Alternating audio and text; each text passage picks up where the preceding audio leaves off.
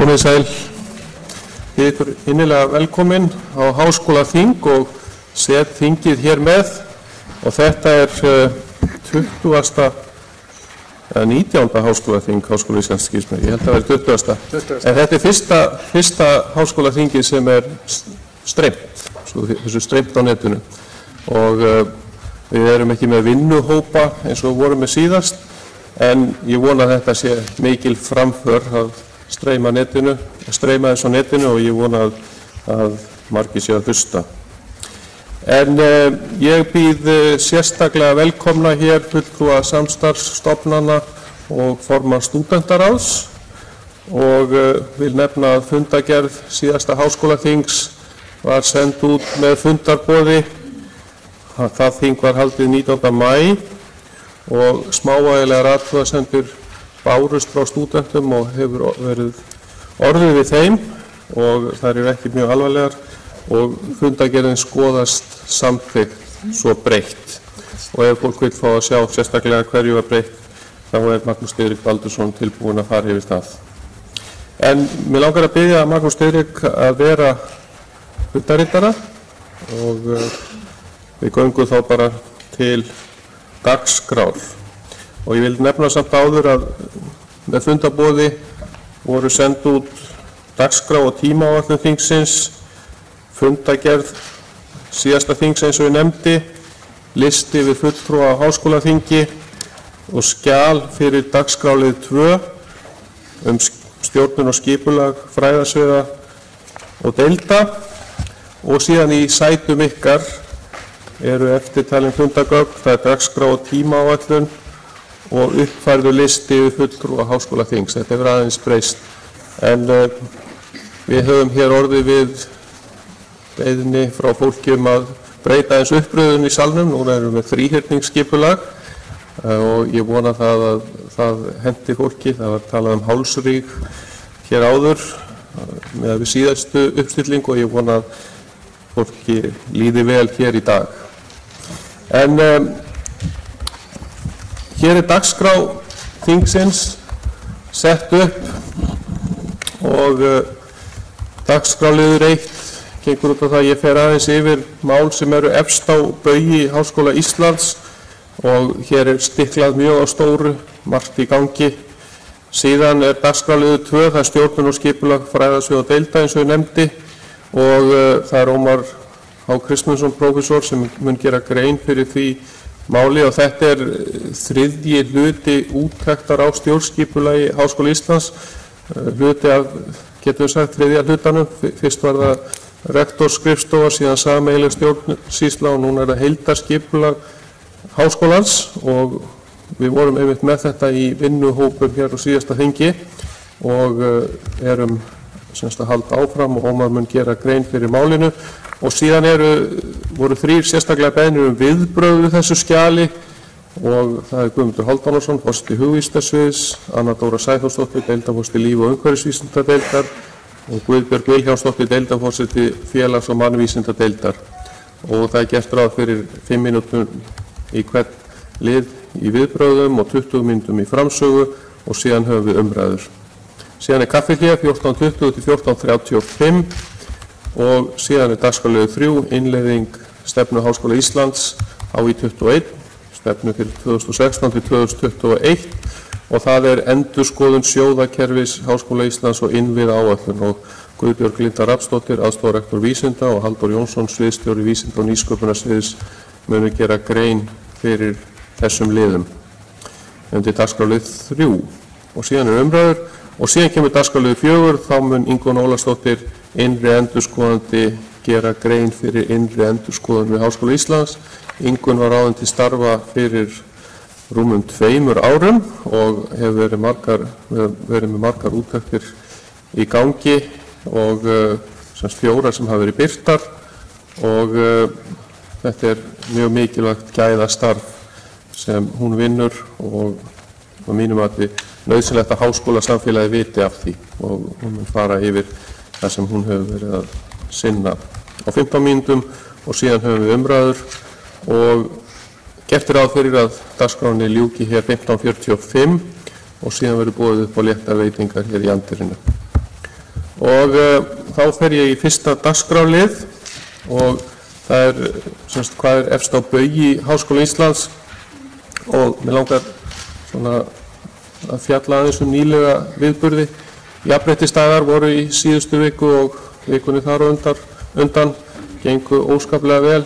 Samstarf Jafnréttisnefndar Háskóla Íslands og stúdentaráðs og jafnréttisdagar eru haldnir í öllum háskólum landsins og þetta Valgerður Hirst Baldurs, formaður Jafnréttisnefndar stúdentaráðs.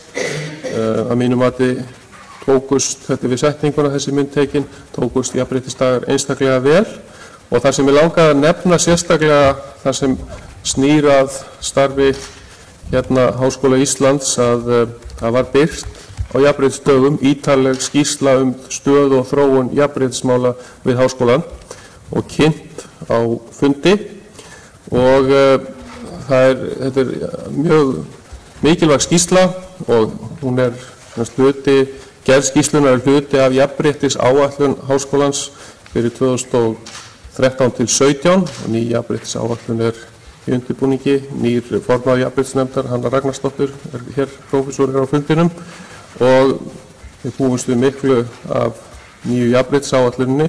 En mér langaði að vekja athygli ykkar á nýju skýrslunni. Hún verður reyndar kynnt víða í háskólanum á næstunni en þessi einfalda slóð þannig að það hægt að ná í skýrsluna þar. En svona til þess að einfalda það mál að Arnar jafnréttisfulltrúi hefur tölvupóstfangi arnar.gi.hi.is og þetta undir hans svæði. En hann örugglega líka tilbúinn að senda ykkur skýrsluna en það eru 20 ábendingar og eitthvað sem við munum skoða vandlega og hún verður kynnt bæði í háskólaráði núna og fundi með stjórnendum í næstu viku en síðan verður hún kynnt víðar í háskólanum á næstunni.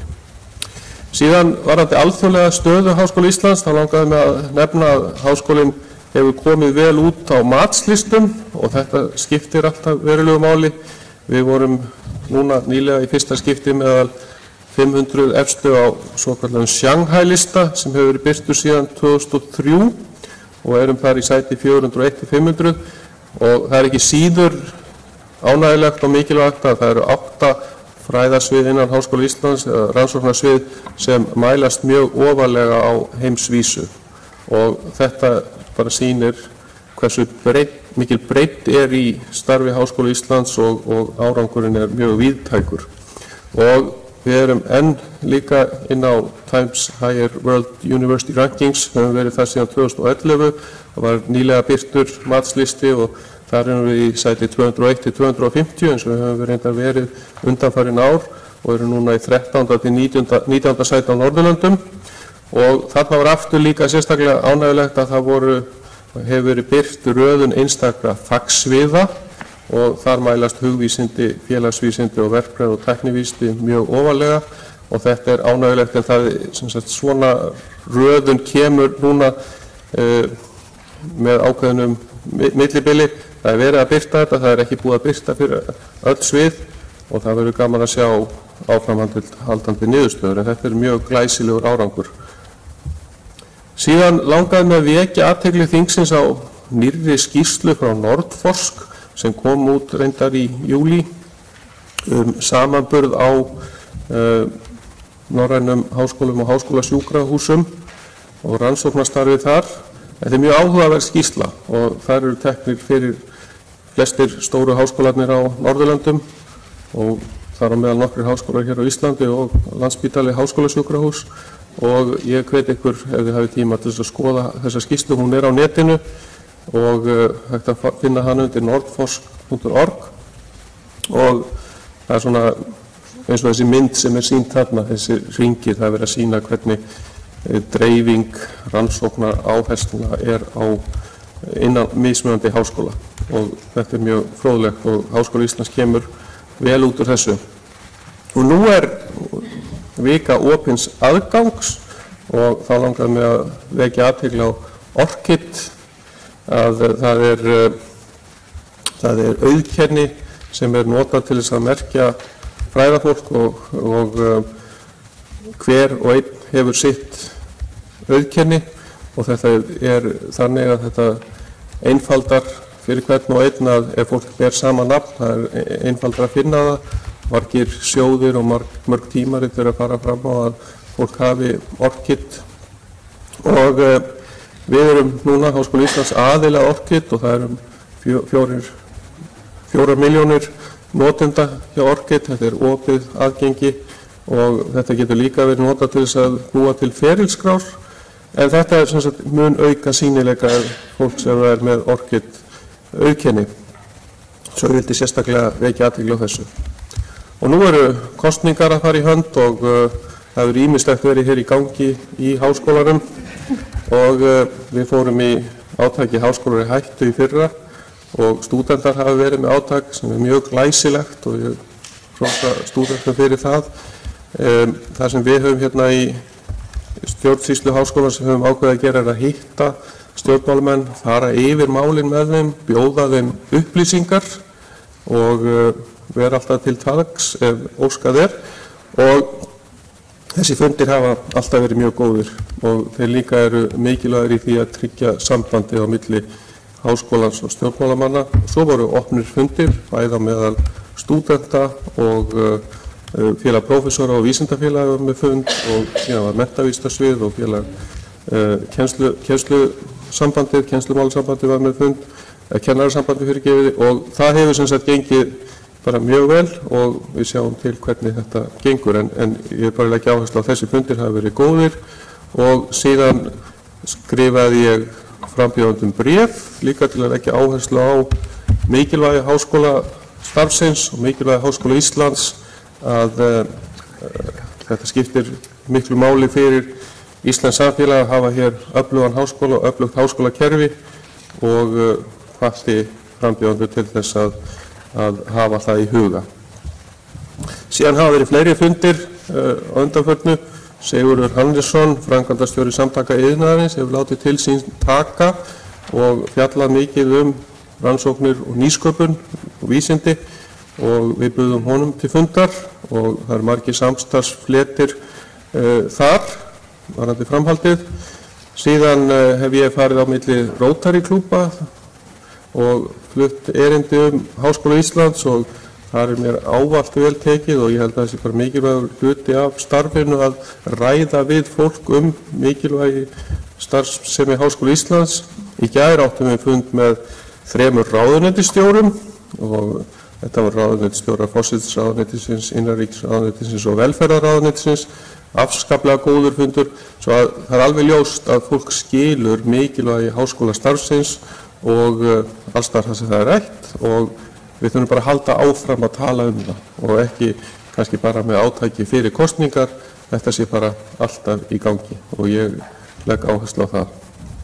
Ef við tölum stóru málin sem liggja fyrir, þá eru það náttúrulega kennslumálin, þau eru mjög á dagskrá í HÍ 21, en ég vil líka nefna matskerfið. Það var hér fundur daginn matskerfið og birt skýrsla og þetta með endurskoðun matskerfis opinberu háskólan er eitt af stóru málunum fyrir þetta skólaár og þetta fyrirkomulag með vinnumatskerfið á sér tiltölulega langa sögu, stofnað 1989 og nú síðan 2009 er þetta sameiginlegt fyrirkomulag, getum við sagt, á meðal opinberu háskólana sem er á ábyrgð matskerfisnefndar opinberu háskólana og síðan er þróun kerfisins á vegum vísindanefndar opinberu háskólana og Guðbjörg Linda Rafnsdóttir, aðstoðarrektor vísinda, situr í matskerfisnefnd, Áslaug Helgadóttir, gæðastjóri, leiðir vísindanefndina,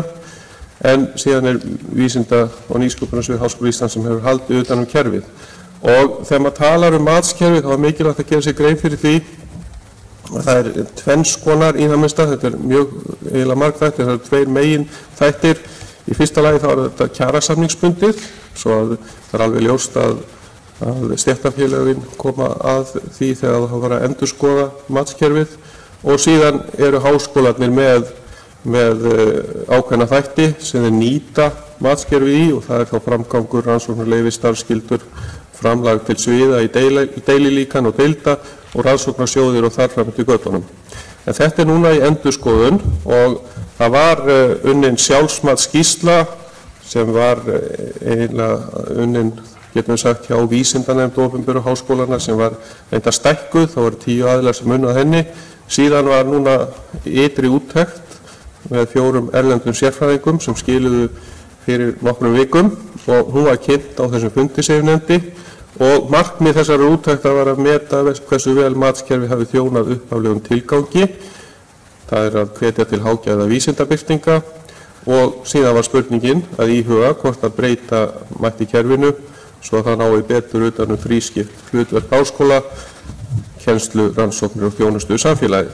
Og Agnet Yngve, formaður ytri hópsins, kom hingað og kynnti skýrsluna fyrir nokkrum vikum og hún er prófessor við Uppsala háskóla og þessi hópur með þessa skýrslu, hann leggur til eiginlega 3 svona breiðar línur hvernig megi vinna þetta áfram.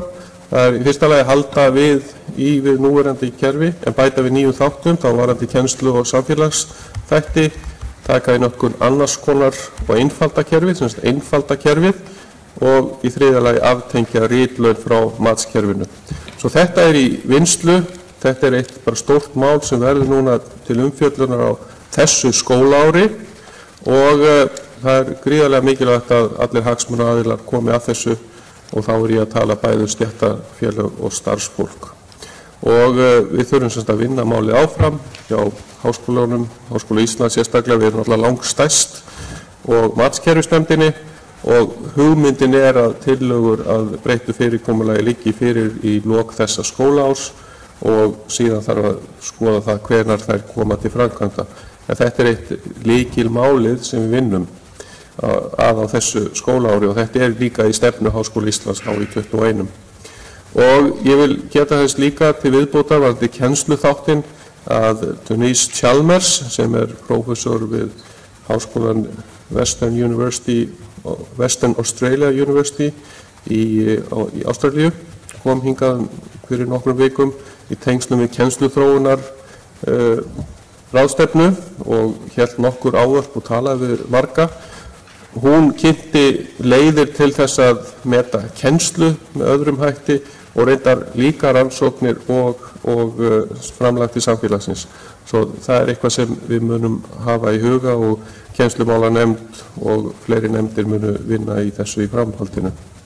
Svo er nokkur atriði hvað er framundan, skýrslan plastbarkamálið eða Macchiarini-málið sem er unnin fyrir Háskóla Íslands og Landspítala Háskólasjúkrahús af ytri nefnd undir forystu Páls Hreinssonar mun skila af sér núna í nóvember og hún verður kynnt þá og væntanlega opin til umræðu. Síðan er Háskóli Íslands eins og hér hefur komið reyndar áður fram að búið að bjóða honum þáttöku í edX-netinu sem er vettvangur fyrir opin netnámskeið og var stofnað af MIT og Harvard og þetta er virtasta net á þessu sviði og þetta gefur Háskóla Íslands gríðarlega mikil tækifæri til að þróa netnámskeið, bjóða því gegnum edX, geta tekið þjálfun og þar fram eftir götunum. Svokallað flugtak fyrir edX verður hér 17. nóvember 2017 og það er mjög spennandi að sjá hver þróunin verður í þessu. Og síðan ég hef þegar nefnt þetta með viku opins aðgang sem er núna í gangi. Árshátíð Háskóla Íslands er núna á föstudaginn og hér er auglýsing fyrir hana. Þjóðarspegillinn, ráðstefna félagsvísindasviðs er 3. nóvember. Síðan er 3. fundur á RORA-netsins, verður haldinn í Norwich við University of East Anglia 9. til 10. nóvember og svo munum við kalla eftir tilnefningum vegna viðurkenninga til starfsmanna á næstunni. En ég læt þetta vera nóg að sinni og held við snúum okkur bara að dagskráni. En það er liður hér, annar liður á dagskrá er stjórnun og skipulag fræðasvið á deilda, niðurstöður úttekta og mig langar að bjóða hér upp í pontu Ómari Kristmundsinni, prófessor, sem mun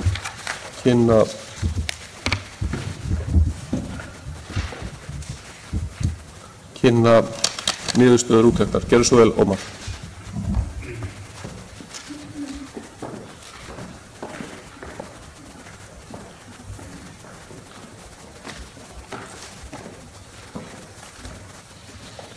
Já, komið þið sæl.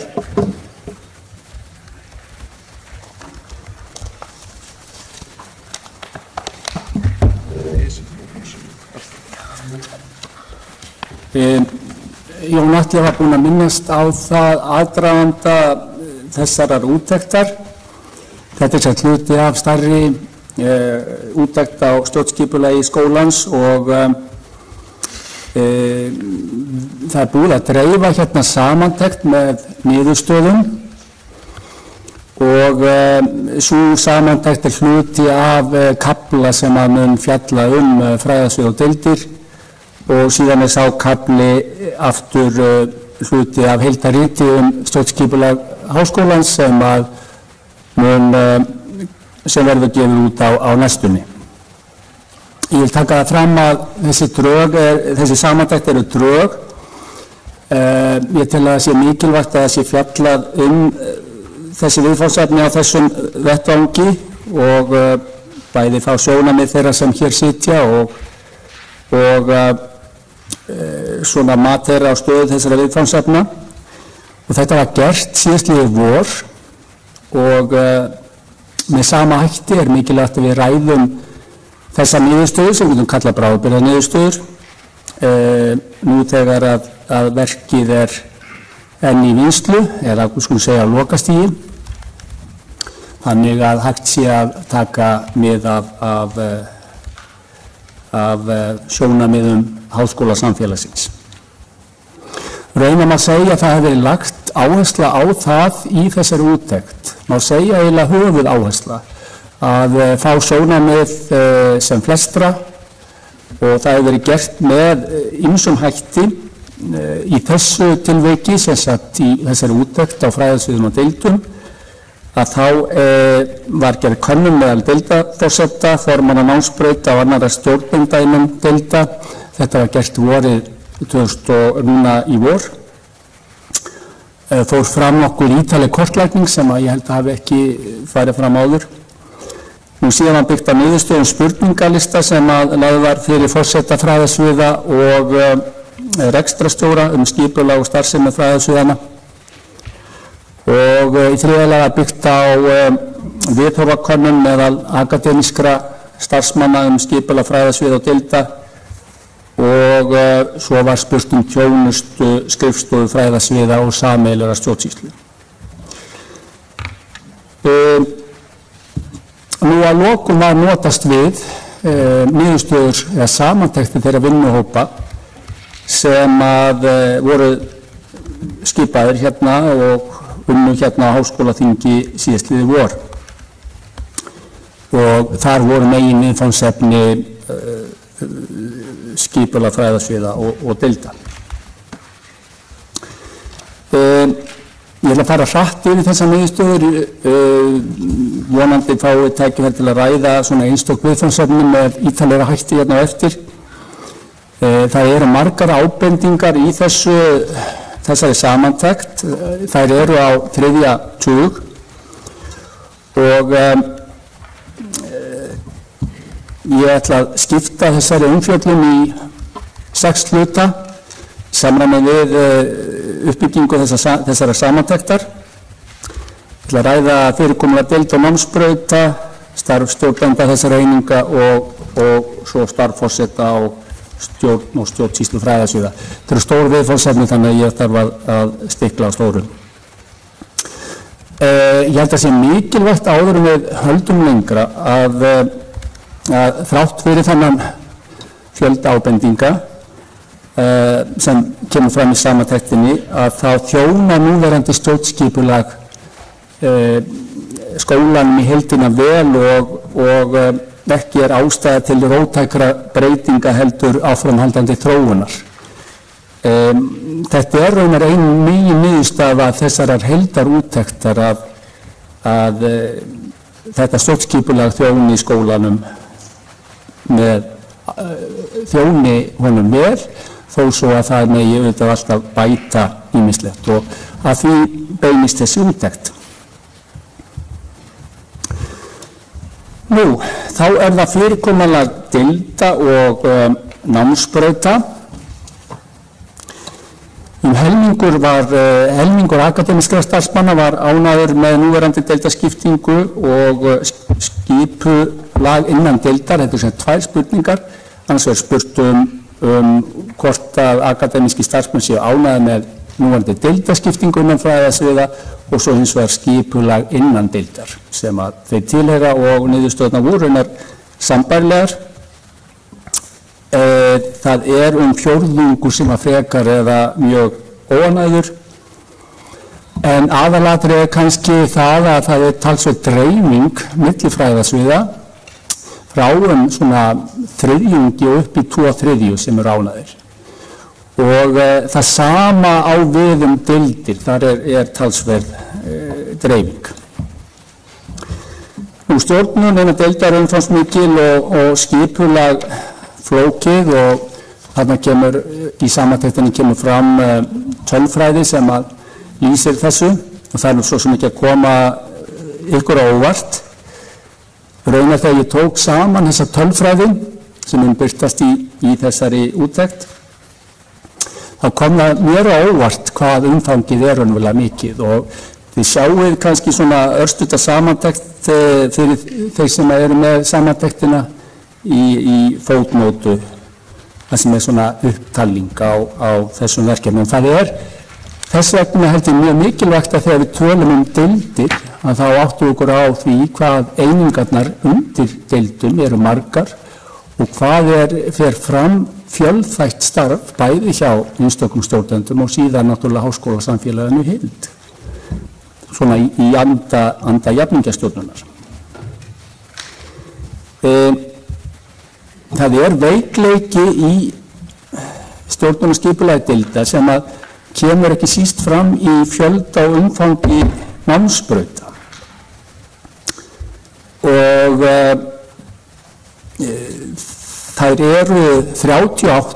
38 sem að greint frá í reglum skólans, það sennilega fleiri. Og að einhverju leyti ég verið að skoða skýringarnar á því að af hverju þetta margar námsbrautir og sennilega ein skýringum svo að 2008 með skipulagsbreytingunni 2008 þá var miðað við að það væru ekki nema 6 deildir undir hverju fræðasviði. Og þá þess vegna var farin þessi leið að vera með námsbrautir og nota þær kannski í meira mæli heldur menn gerðu ráð fyrir í upphafi. En þetta þýðir það að það eru 2 stjórnunarlög það sem ekki fer fram kjarnastarfsemi, það síðan deild og síðan fræðasvið.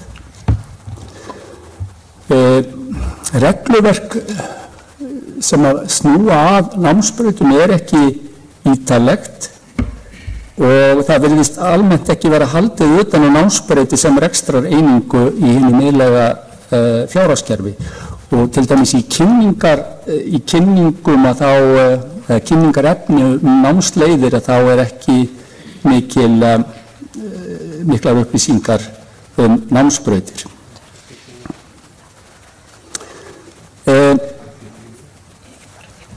Önnur ástæða sú sem ég nefni í þessari samantekt að það fjöldi námsleiða og við erum með óvenju margar námsleiðir miðað við nágranna háskólana og ég gerði úttekt, tók út 10 háskóla sem voru með 10 rannsóknarháskóla sem voru með að bjóða upp á allar fræðigreinar eins og við og þá kom í ljós að þessi skólar voru með mun færri námsleiðir og raunar ef við tökum tillit til fjölda nemenda þá var munurinn enn meiri. Þannig að þetta hugsanlega ein skýringin á því hvað stjórnunin umfangsmikil. Nú, það staða deildarforseta mætti vera skýrari. Hann undirmaður forseta fræðasviðs, þetta mál sem hefur verið rætt á vettvangi skólans hérna áður. Hann undirmaður forseta fræðasviðs og hann sækir ekki umboð sitt til deildarfundar eins og fyrir 2008, að öðru leyti en því að deildarfundur hann tilnefnir deildarforseta. Nú síðan viðfangsefni sem kemur upp aftur og aftur og það að það þurfa að skýra ábyrgð deildarforseta á formanna námsbraut á fjármálum og starfsmannamálum.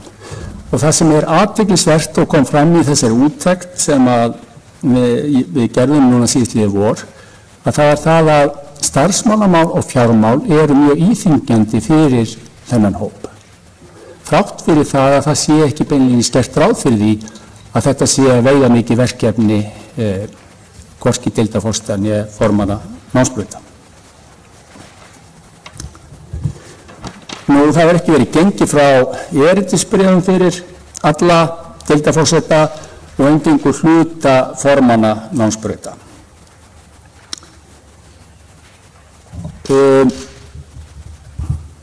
Nú það mikið vinnuálag meðal þessara stjórnenda og umbun í litlu samræmi við vinnuframlag. Þetta var, kannski kemur ykkur ekki á óvart, en þetta var mjög áberandi niðurstöður að það voru mjög fáir sem að töldu að umbun væri í samræmi við vinnuframlag. Og þetta auðvitað umhugsunarvert. Og það enda nefndar leiðir sem að kannski geta dregið úr þessu vinnuumfangi fyrir utan það bara hreinlega að greiða betur fyrir þessa vinnu. Nú það þarf að skýra stöðu varaforsetadeilda. Það meiri hluti varaforseta virkur í starfi deilda, en það ekki gert ráð fyrir neinu sérstöku verkefnana en það bara varaforseti kosin. Þannig að það eitthvað sem að styrkti að skoða. Nú forseti fræðasviðs, völd hans og ábyrgð eru mikil og verkefni hans víðfeðm og eins og þið munið þá þetta eiginlega lykilstarf samkvæmt í breytingunum sem voru gerðar 2008, bæði í lögum opinbera háskóla og síðan í skipulagsbreytingunum hérna við Háskóla Íslands. Það svolítið óvenjulegt að það í lögunum sjálfum skilgreind verkefni deildarforseta. Almennt menn að hverfa frá því að fara mikið ofan í innra skipulag háskóla í lögum. Menn líta svo á löggjafanum að það sé ekki hlutverk löggjafans að hafa áhrif á innra skipulag. En hann sem sagt ber ábyrgð á daglegri starfsemi, hefur eftirlit með starfi stjórnsýslu og ber ábyrgð á fjármálum, gæðakröfum, akademískur leiðtogi og svo framvegis samkvæmt lögunum. Ég nefni hér þá hugmynd að færa vald, ábyrgð og verkefnisvísforseta í meira mæli til deilda með því að nota heimildir valdframsal og heimildir háskólaráðs og ég minnst ástu til að það sé fullt þörf á því að skoða möguleika á slíku framsali. Með því væri hægt að sjálfsagt draga úr umfangi þessa starfs og líka kannski í leiðinni að efla starf deilda. Nú það ekki tilgreint hver að vera varaforseti fræðasviðs, það bara tiltekið að einn deildarforseti geti leyst viðkomandi fræðasviðsforseta af á sviðsstjórnarfundum. Nú stjórnsýsla fræðasviðs, hver staðan hjá tímanum? 3 mínútur. Ok, ég ætla að rétt bara nefna að það kemur fram almenn ánægja meðal kennara það þjónustu sem skrifstofa fræðasviðanna veita, En aftur talsverður breytileiki milli fræðasviða og þá kannski fer það svolítið eftir því hvar skrifstofa fræðasviða staðsett. Hvort hún sé langt frá skrifstofum kennara meðal annars. Ég nefni hérna að það lagt mikil áherslu á að stjórnsýsla fræðasviða sé samhæfð sameiginlegri stjórnsýslu. Þetta atriði sem nefnt áður kemur ítrekað fram og ég bendi á að mikilvægi þess að háskólaráð setji skýr valdmörk hvað þetta varðar. Sú heimild, ég sé ekki betur, ég að vísu ekki löglærður, ég sé ekki betur heldur en það sé full heimild í lögum að háskólaráð setji valdmörk milli sameiginlegrar stjórnsýslu og stjórnsýslu fræðasviða. Ég ætla tímans vegna þá ætla ég að sleppa umfjöllun hérna stjórn fræðasviða en bendi aftur á að þessir ágallar sem ég hef nefnt að það ber að líta á það fyrst og fremst sem nauðsynlegan hluta af umbótavinnu og þá umbótavinnu sem að fer fram undir formerkjum stefnu hans, HÍ 21. En ég tel að það sé mjög mikilvægt að það sé tekin afstaða til ákveðna grundvallarspurninga sem að háskólar allan heim hafa verið að glíma við. Þetta eru stóra spurningar þegar þeir standa frammi fyrir endurskipulagningu og kröfu aukna skilvirkni og árangur. Og þetta eru þessar 8 spurningar og það getur vel verið að við gætum haft þessar spurningar hérna uppi við þegar við ræðum þessi viðfangsefni. En örstutt þá spurningin hvert hlutverk fulltrúar háskólasamfélagsins á að vera í stjórnum háskólans, að hvaða miklu leyti akademíski stjórnendur sæki umboð sitt til háskólasamfélagsins eða æðstu stjórnenda sem ráðnir eru af utanaðkomandi aðilum, hvort að stjórnunarstarfi sé hluti af starfsferli eða eingöngu tímabundið starf, hvert eigi að vera hlutverk annarra starfsmanna, annarra en sérstakra stjórnenda. Það má nefna að víða heim að það hefur verið reynt að fækka svona kollegíalhópum, einfalda nefndastruktúr. Síðan það stóra spurningin, hversu mikið eiga fulltrúar háskólasamfélagsins að koma að rekstri og fjármálum háskóla?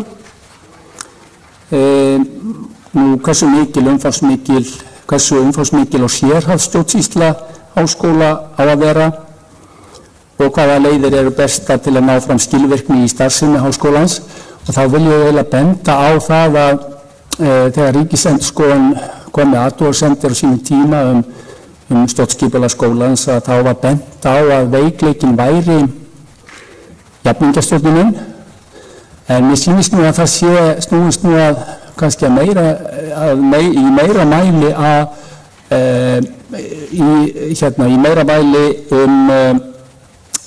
samhæfða stjórnsýslu, hlutur sem ég hef nefnt í sambandi við úttekt á sameiginlegri stjórnsýslu. Síðan það líka að lokum stórt viðfangsefni hversu sjálfráðar eiga akademískar einingar að vera eigið skipulag. Það svona sjónarhornið að eftir því sem að þeir eru sjálfstæðari því meira geta þær aðlaga sitt skipulag og stjórnun að nemendahópi að rannsóknum sérstöðu sinni. En ég ætla ekki að hafa þetta lengra, ekki búin með tíman, svo nokkurn veginn. Takk fyrir.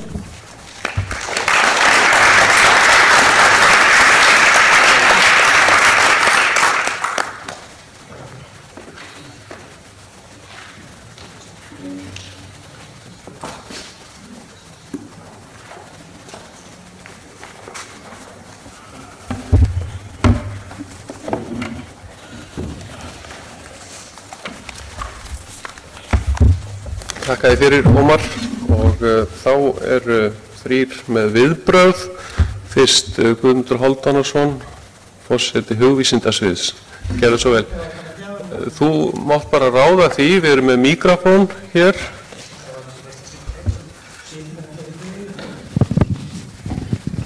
Já, gerðu svo vel, Guðmundur. Takk. Já, ég vil fyrst þakka fyrir þessa skýrslu. Ég held að sé mjög tímabært núna einmitt að fara að líta á stjórnskipulag háskólans nú þegar að verða áratugur liðinn frá því að þetta nýja kerfi var tekið upp. Það má segja að þessar breytingar hafi gerst, hafi haft í för með sér ákveðið fráhvarf frá þeirri jafningjastjórnum sem áður var viðhöfð við Háskóla Íslands yfir meiri þá fyrirtækjastjórnum eins og talaðum hér, og ég held að það sé að mörgu leyti, ég held að við gert það svona að mjög svona fundið ákveðið jafnvægi þannig að milli. Við hefum ekki gengið eins langt eins og háskóla víða Norðurlöndum þar sem að fyrirtækjastjórnin er algjörlega ráðandi. Við höfum svona reynt að fara bil beggja þar sem að rektor er kosin af háskólasamfélaginu. Sviðsforsetar eru ráðnir af rektor en deildarforsetar eru kjörnir af deildum, og ég held að þetta hafi almennt tekist vel. Ég verð að líta á þessi skýrslu út frá mínu eigin sjónarhorni. Ég er forseti hugvísindasviðs en hef starfað hér í skólan frá 1991 og var enda nemadíma fyrir ennþá lengra síðan, og ég er núna forseti hugvísindasviðs en er kennari í sakfræði, þannig mitt sjónarhorn er mjög bundið við hugvísindasvið. Ég held að mörguleiti hafi að það mín tilfinning að minnstu kosti að þessar breytingar sem urðu 2008 hafi verið mjög vel lukkaðar hjá okkur og haft mjög jákvæða breytingar fyrir með sér. En sviðið er mér sérstætt að því leitum til að það er myndað fyrst og fremst úr einni deild, og þetta er samrunnin tveggja deilda þar sem önnur deildin er mjög dominandi, miklu stærri. Guðfræðideildin var miklu minni og að mörgu leyti aðlagaðist mjög vel að okkar stjórnarhefðum. Guðfræðideildin er sem sagt minnsta deild háskólans með 91 skráða nemenda, en íslensku menningadeild stærsta deild sviðsins er næststærsta deild sviðsins með yfir 1000 nemendur, og þar af 425 erlenda nemendur, einn þriðji erlendra nemenda við Háskóla Íslands eru í íslensku menningadeild, sem er kannski hljómað dálítið einkennilega. Og reyndar helmingur erlendra nemendur við Háskóla Íslands eru í hugvísindasvið. Námsbrautirnar eru mjög ólíkar hjá okkur, sem endurspeglar að mörgu leyti þann vanda sem við stöndum frammi fyrir, að annars vegar erum við með sæmilega stór skýr fræðasvið, skulum segja til dæmis sakfræði heimspekideild, það eru þrjár námsbrautir sem eru tiltölulega skýrar, sakfræði, heimspeki og fornleifafræði, og starfa mjög sjálfstætt, en svo í tungumálum er með mjög litlar greinar sem er mjög erfitt að vinna sem einingar sem sjálfstæðar einingar. Svið er rekið sem ein fjárhagsleg heild, og það er held ég, tvö sviðan er það reyndin, og við höfum talið það sem svo að það sé mjög jákvætt, vegna þess að ég held að einn megin ávinningurinn við sviðakerfinu var það að búa til svona stærri heild sem gæti haldið utan þessar smá einingar sem við höfum. Þannig að hjá okkur er bókhaldið rekið niður á námsgreinar, en fjárhagslegt uppgjör, ársuppgjör, er sameiginlegt fyrir sviðið allt, þannig að fjármagn fært á milli eininga eftir þörfum, vegna þess einfallega að reksturinn er mjög sveiflukenndur, þannig ég held að þetta er eitthvað sem að mér finnst það að heppnast vel. En ég held að svona eitt af því sem að vandi okkur við að breyta þessu kerfi er sá að sviðin eru mjög ólík, og þau eru mjög ólík vegna þess að þau verður til á mjög ólíkan hátt. Menntavísindasvið var áður einn háskóli og rennur inn í Háskóla Íslands. Verkfræði og náttúruvísindasvið er myndað á tveimur álíka stórum deildum, á meðan að félagsvísinda og heilbrigðisvísindasvið er mynduð mörgum einingum, og það er mér svona sýnst utanfrá að vera einstundu svolítið erfitt að aðlaga þessar og samræma þær hefðir sem að þessar einingar komi inn á sviðin með, þannig að þessi svið eru kannski, hugvísindasvið að mörgu leyti hefur tekist best fyrir þetta menntavísindar kannski, tekja ekki nú vel að reyna að mynda eina heild úr sviðinu, vegna þess einfaldlega að það voru færri einingar sem kom að því, þannig að menn er ekki að verja hefðir sem eru höfðu áður og í þessu nýja kerfi. Ég held þannig að ef ég horfa á þetta frá hugvísindasviði þá sé ég ekki til dæmis neina sérstaklega þörf á því að fjölga deildum. Ég get ekki séð eða flytja verkefni frá sviðinu niður til deildana, en það get ég ekki séð að það létti á deildarforsendum að fá fleiri verkefni á sínur hendur til að vinna að það sem flutt til þeirra. Mér finnst það bara að heppnast ágætlega, það sem að fjárhagsleg stjórnun er á hendur sviðsins, faglegt starf er meira á hendur deildana, og ég held að það sé raunverulega verkaskipting sem heppnast vel. Ég var mjög erfitt með að setja mig inn í faglega hluti í tungumálum greinum sem eru mér fjarri, en fjárhagslega held ég þessi rétt að reka svið sem heild. Ég held nefnilega að það sem að Háskóli Íslands stendur frammi fyrir, og það er svona vandi Háskóli Íslands, að hann hvort ekki senn mjög stór og lítill, og það mjög erfitt að reka þannig stofnun. Við spönnum mjög vítt fræðasvið, mörg svið fræða, en með mjög fáum nemendum.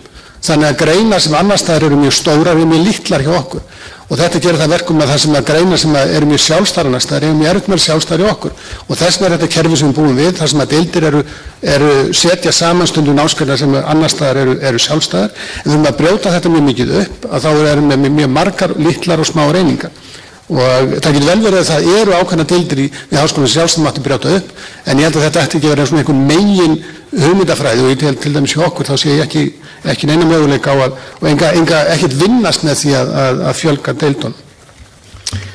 Það er samt sem orðið eins og skýrslan bendir á að það er mjög margt sem að þarf að skerpa á, og það eru sérstaklega þá svona eiginlega skilin á milli lagana. Ég held að þau séu dálítið óljós, hafi myndast dálítið ekki kannski, það myndast alltaf út frá hefðum, og ég held að við þurfum að taka þess á því að hvar hafa hefðundar reynst vel og hvar þurfum við að raunverulega að vinna með þetta kerfi sem við höfum. Og þar held ég að það sé kannski frekar á þeim sviðum þar sem að er myndar mjög sterkum deildum sem hafa staðið eðlilega, vörðum sín sérkenni og eiga mjög erfitt með að sjá til þess eða vilja ekki láta það að höndum til sviðana. En að síðustu þá langar mér aðeins að minnast á það að ég held að eitt grundvallar vandi, stjórnarvandi Háskóla Íslands er ekki endilega umbunvanaslíkt, heldur það ákveðið minnstur í svona stjórnar menningu háskóla sem er dálítið sérstakt. Við tölum fjálglega jafningjastjórnuna og viljum verja jafningjastjórnuna, en síðan viljum við alls ekki taka þátt í henni. Það lítið á stjórnum sem er svona plágu, sem við aðplánum, en ekki leiðir um áhrif eða völd. Og þetta er mjög einkennandi hjá akademísku starfsmönnum, að þeir eru mjög tregir til þess að taka sér störf að sér. Og ef ég berum saman við umbununa við það sem ég þekki frá háskólum erlendis mjög víða, vinna með þessu störf að nokkra umbun fyrir það og vilja endilega vera deildarforseta vegna þess þeim finnst þeir hafa þannig áhrif og hafa möguleika á að stýra starfi skólans, en það er eins og þetta hafi einhvern veginn ekki enginn ekki okkar starf, og ég held að hluta til að sé vegna þess að það er raunlega mjög lítið samband á milli raunverulegs framlags til stjórnunar og umbunar. Allir akademískir starfsmenn við Háskóla Íslands, eða lektorar, dósentar og prófessorar, hafa 12% af sinni starfsskyldu í stjórnun. Þetta eru tæplega 200 stundur á ári eða 5 vikur á ári. Deildarforseti við húsnæðissvið, þeir fá 300 stunda umbun. Og ég skil vel að deildarforsetum finnist það lítill munur á milli sín og annarra starfsmanna að þeir fái 100 stundir umfram það sem að venjulegur starfsmaður sem ekki þarf að vera í neinni skipulagri stjórnun. Þannig mér hefur fundist að við þyrftum kannski að endurskoða þetta og til þess að fá meira svigrúm til þess að umbuna raunverulega fyrir stjórnunina, að endurskilgreina það að almennir starfsmenn séum kannski ekki alltaf að stjórna, en ef þeir eru að stjórna þeir fái þá eitthvað fyrir það. Og það finnst mér kannski stóri vandinn sem sviðsforseti, þar sem það þurfum að hugsa fjárhagssviðsins, að því að umbun þýðir þetta fjárútlát. En ég held að það sé nauðsynlegt að skoða þessi málum í kjölinn og við þurfum að ræða þau djúpt. Það er óánægja og ekki síst meðal eins og minnstrar á skýrslunum hjá deildarforstum og námsbrautarformönnum að þeim finnst þeir hafa mjög mikið að gera og ekki fá nógan stuðning, og ég held að þetta þurfum við að athuga mjög nákvæmlega. En ég vona þetta þing verði byrjunin á umbótum á kerfinu, en ég boða nú enga byltingu samt. Þakka fyrir Guðmundur. Anna Dóra Sæþórsdóttir, deildarforsti líf- og umhverfisvísindadeildar. Við þigum að halda áfram og svo förum við umræður á eftir. Já.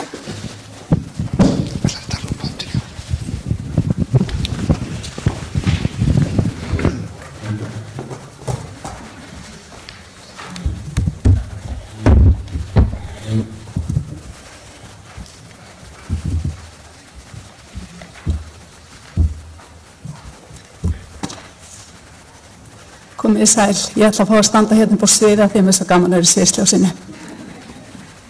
Líf- og umhverfisvísindadeild er stór og fjölmenn deild. Við erum með 30 kennara og 553 nemendur.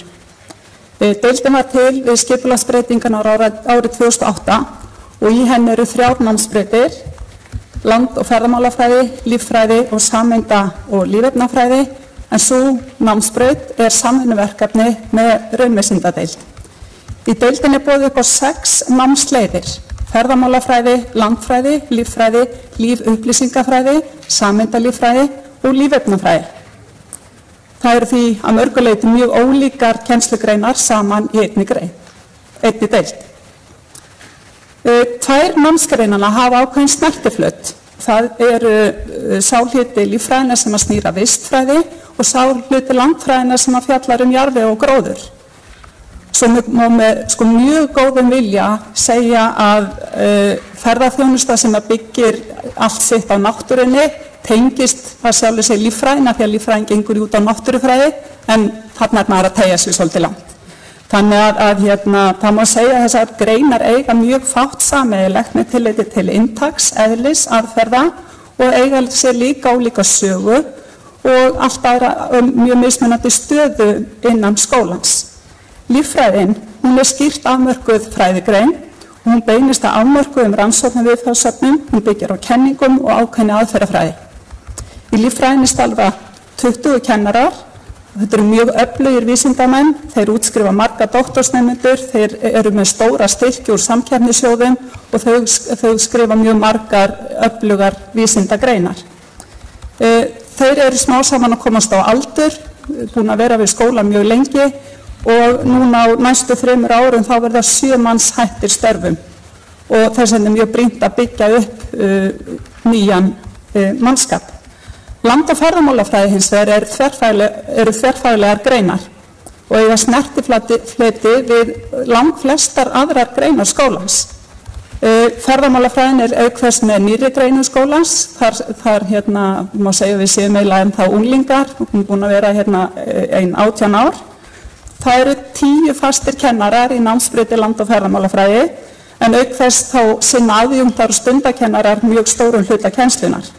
Þarna eru örfáir doktorsnemendur og rannsóknarstarf miklu minna umleikis heldur en líffræðingana. Kennarar gefa sér hins vegar góðan tími að hlúa vel að grunnkennslu og helmingurinn af kennurunum hefur tekið kennslufræði í háskólanum. Í lífefna- og sameindalíffræði er engin kennari og það er svona ákveðið vandamál að reka munaðarlausa námsbraut en ég ætla ekki að fara út í það nánar, það er bara alveg stórt dæmi. Svo er einn kennari í líffræðinni sem að sinnir þessari lífupplýsingafræði.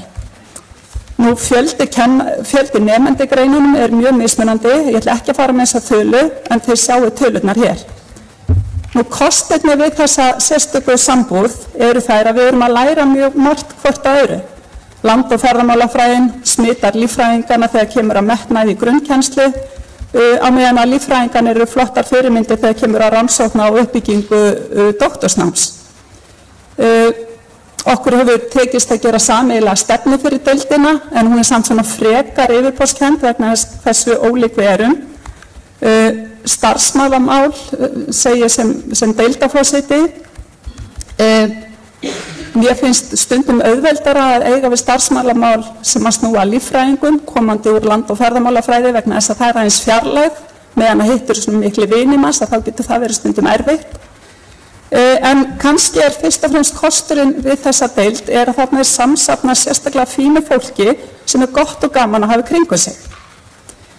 Hins vegar, vegna þess hversu ólíka þessar greinar eru, þá fyrir mjög stór hluta starfi deildarinnar fram á vettvangi námsbrautana.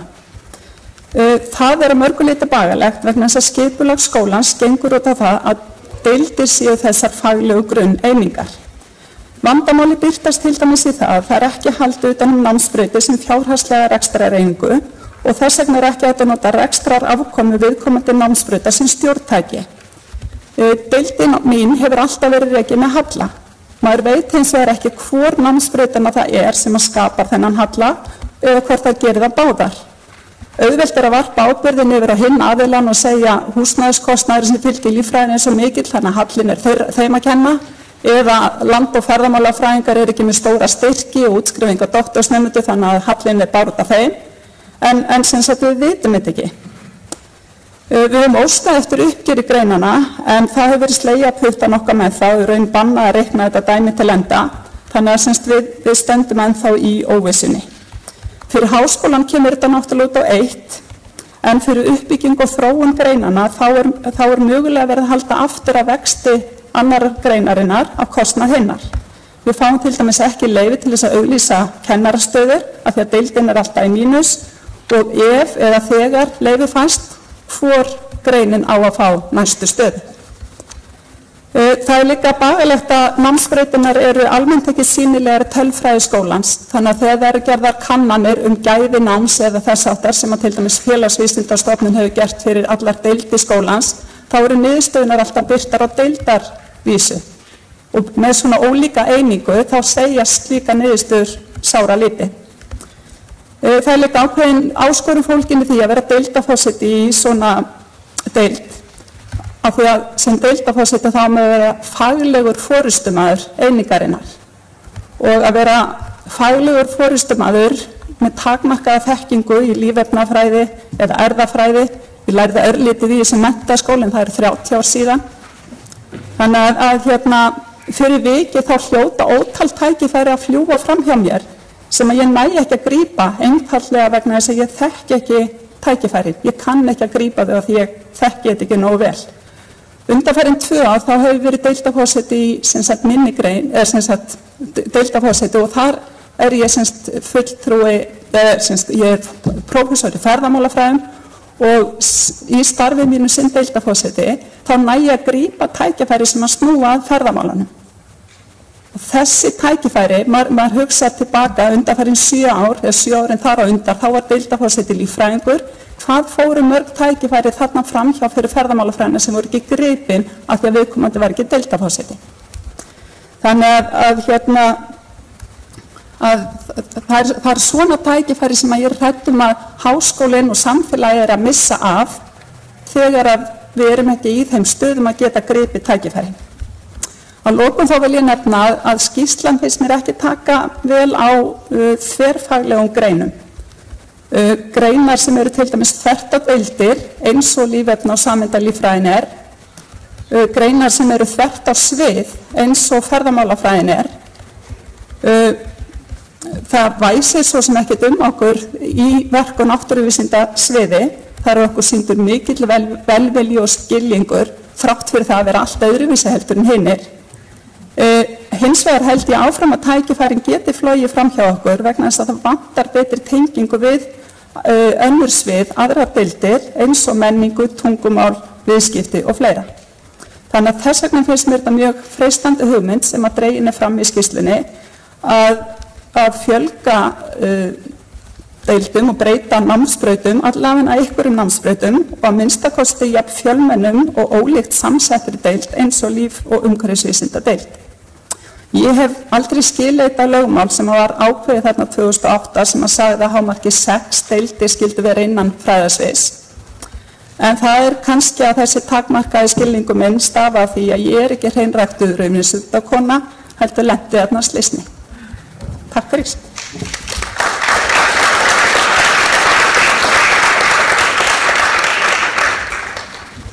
Já, takk fyrir Anna Dóra. Já, gerðu svo vel. Næst er Guðbjörg Vilhjálmsdóttir, forseti Félags- og mannvísindadeildar. Gerðu svo vel, Guðbjörg.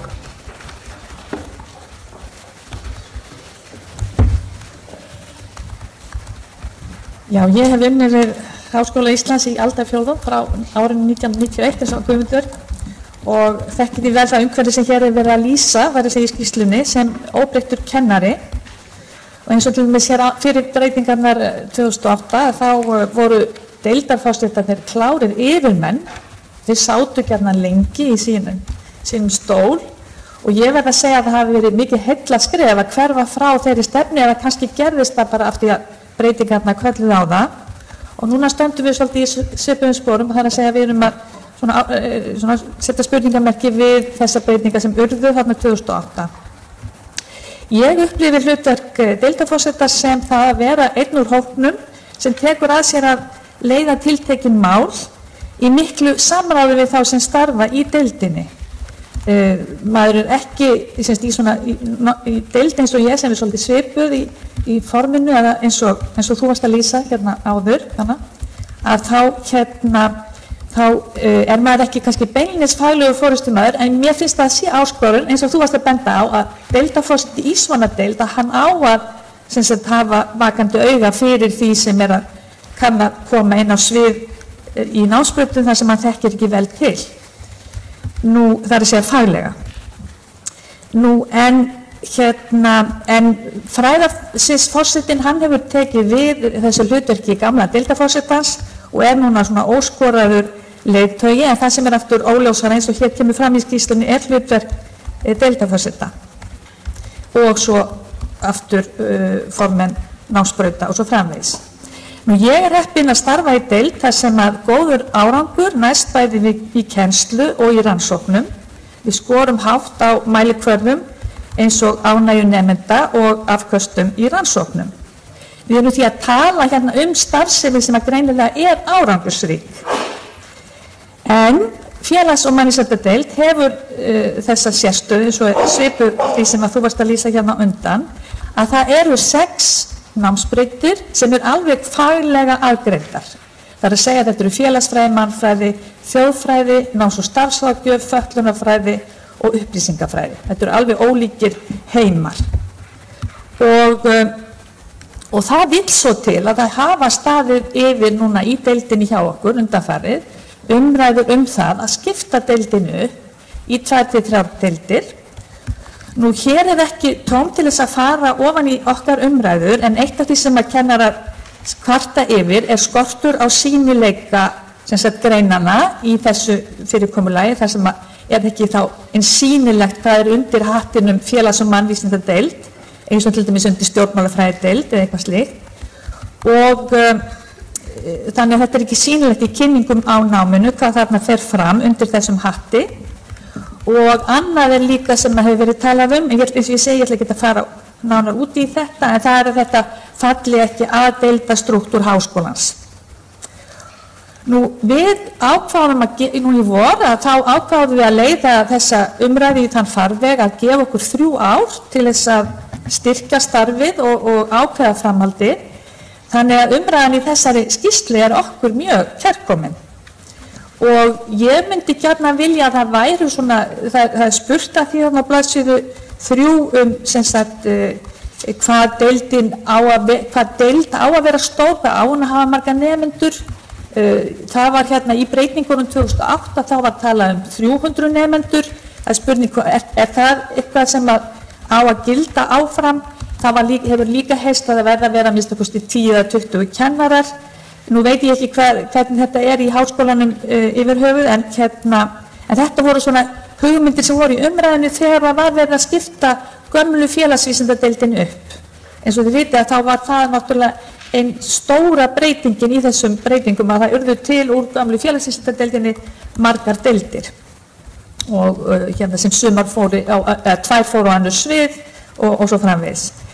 En svo ég snúi mér að skýrslunni, að þá svona fyrsta spurningin sem ég spyr mig þegar ég les hana ef við förum út í breytingar þá verður að vera ljóst hvert markmiðið og þess vegna dró ég athygli því að starfsemin hjá okkur í félags- og mannréttindadeild hún að skila mjög góðum árangri, þannig það spurning hvert á markmiðið að vera og þess vegna hef ég mestan áhuga á spurningu 7 þannig í spurningunum sem þú varpar upp í bæði skýrslunni og hérna í glærunni. Það að segja hvaða leiðir eru besta til að ná fram skilvirkni í háskólastarfinu, það að segja hver eru markmið okkar. Mér finnst hún áhugaverðust. En þá kannski gott að spyrja hvert þá vandamálið og út frá því getum við þá sett okkur markmið, held ég.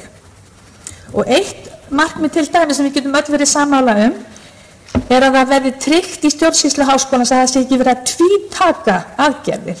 Að það sé ekki þannig að deildarforsetinn afgreiði mál og svo sé það aftur tekið upp og afgreitt aftur, segjum. Bara svona sem dæmi. Þetta svona dæmi markmið sem við getum haft að leiðarljósi þegar við erum að skoða svona stjórnsýslu eins og við erum að gera. Nú, samkvæmt skýrslunni vandamálin sem við að glíma margþætt eins og að vinna úr vanda sem skapaðist við uppstokkun stjórnkerfisins 2008, mikið stjórnunarálag, veikleiki í skipulagi deilda sem hafa námsbrautir og og það skýrt að í skýrslunni kjarnastarfsemin deildanna, námsbrautirnar og deildirnar og svo námsleiðarnar innan þeirra sem eru allt of margar. Og ég held að það séu yfir 30 til dæmis í félags- og mannvísindadeild og aftur út frá 6 námsbrautum. Og þá bara spurning, þetta vandamál? Ég veit að til dæmis að það getur talin vera 2 námsleiðir ef það bundið val, þá verður það námsleið, þannig að það svona spurning hvað vandamál í þessu? Ég myndi ekki telja að það sé vandamál og það ætti þá ekki að kalla þetta 2 námsleiðir ef það bara bundið val, en þetta fara onni í þetta námsleiðamál myndi ég halda mjög vel og það væri leiðbeinandi fyrir deild eins og okkur að það væri gert.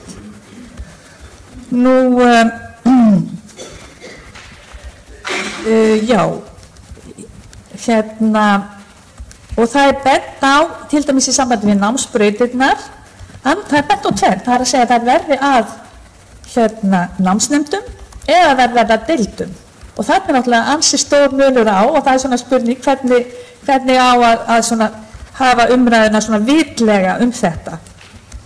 Og mér finnst, ég myndi gjarna vilja fá leiðsögn þetta, sérstaklega fyrir mína deild og ef það á að fjölga deildum í háskólanum með þessum hættum að spyrja því hvort það leiði ekki til þess að aðrar deildir renni saman, það að segja til dæmis mjög litlar deildir og hvort það geti verið svo starfsemi geti verið staðsett með öðrum greinum og það svona spurning þetta, ætlum við bara að fjölga deildunum eða ætlum við fylgir því að fækka einhverjum þeirra og hvernig verður það þá gert? Þetta það sem að mér finnst vera langvandasamast í því sem að kemur þarna fram í skýrslunni.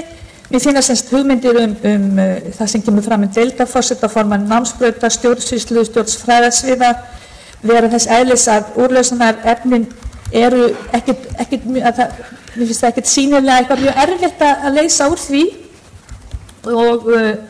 En aftur þetta með deildirnar og námsbrautir og svo framvegis, það finnst mér aftur vera vandasamar og myndi gjarna vilja fá okkur að leiðsögn það, svo ég endurtaki það.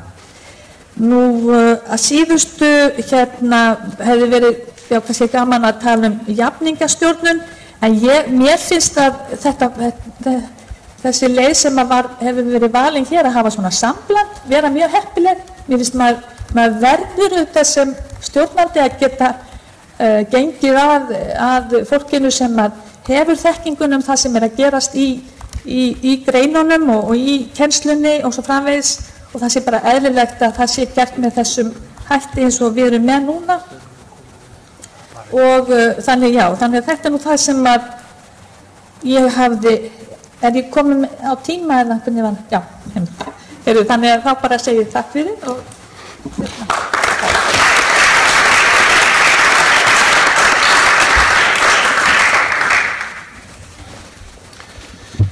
Kæra þakkir Guðbjörg, Anna Dóra og Guðmundur. Þetta greinilega mjög flókið og umfangsmikið mál og ég get glatt ykkur með því að þetta hér til umræðu, þetta verður aftur til umræðu þegar Ómar lýkur sinni skýrslu og þá koma einhverjar tillögur í framhaldinu en orðið laust. Bjarkey. Já, tillögurnar. Það má endilega hafa þessa fyrst, meðan ég fæ hans rauða. Góðan daginn, Bjarkey heiti ég og ég verkefnastjóri í þverfræðilegu námi og ég saknaði þess mjög að heyra bara eitthvað minnst á þverfræðilegt nám í skýrslunni. Það sem ég get sagt ykkur að ég verkefnastjóri umhverfis- og auðlindafræði, þeir sem þekkja það ekki, það þverfræðilegt framhaldsnám, meistara- og doktorstigi, heyrir undir öll fræðasvið háskólans. Það skipulegt þannig að hvert fræðasvið tilnefnir fulltrúi stjórn og það svo stjórn sem fer með faglega umsjón á námsins.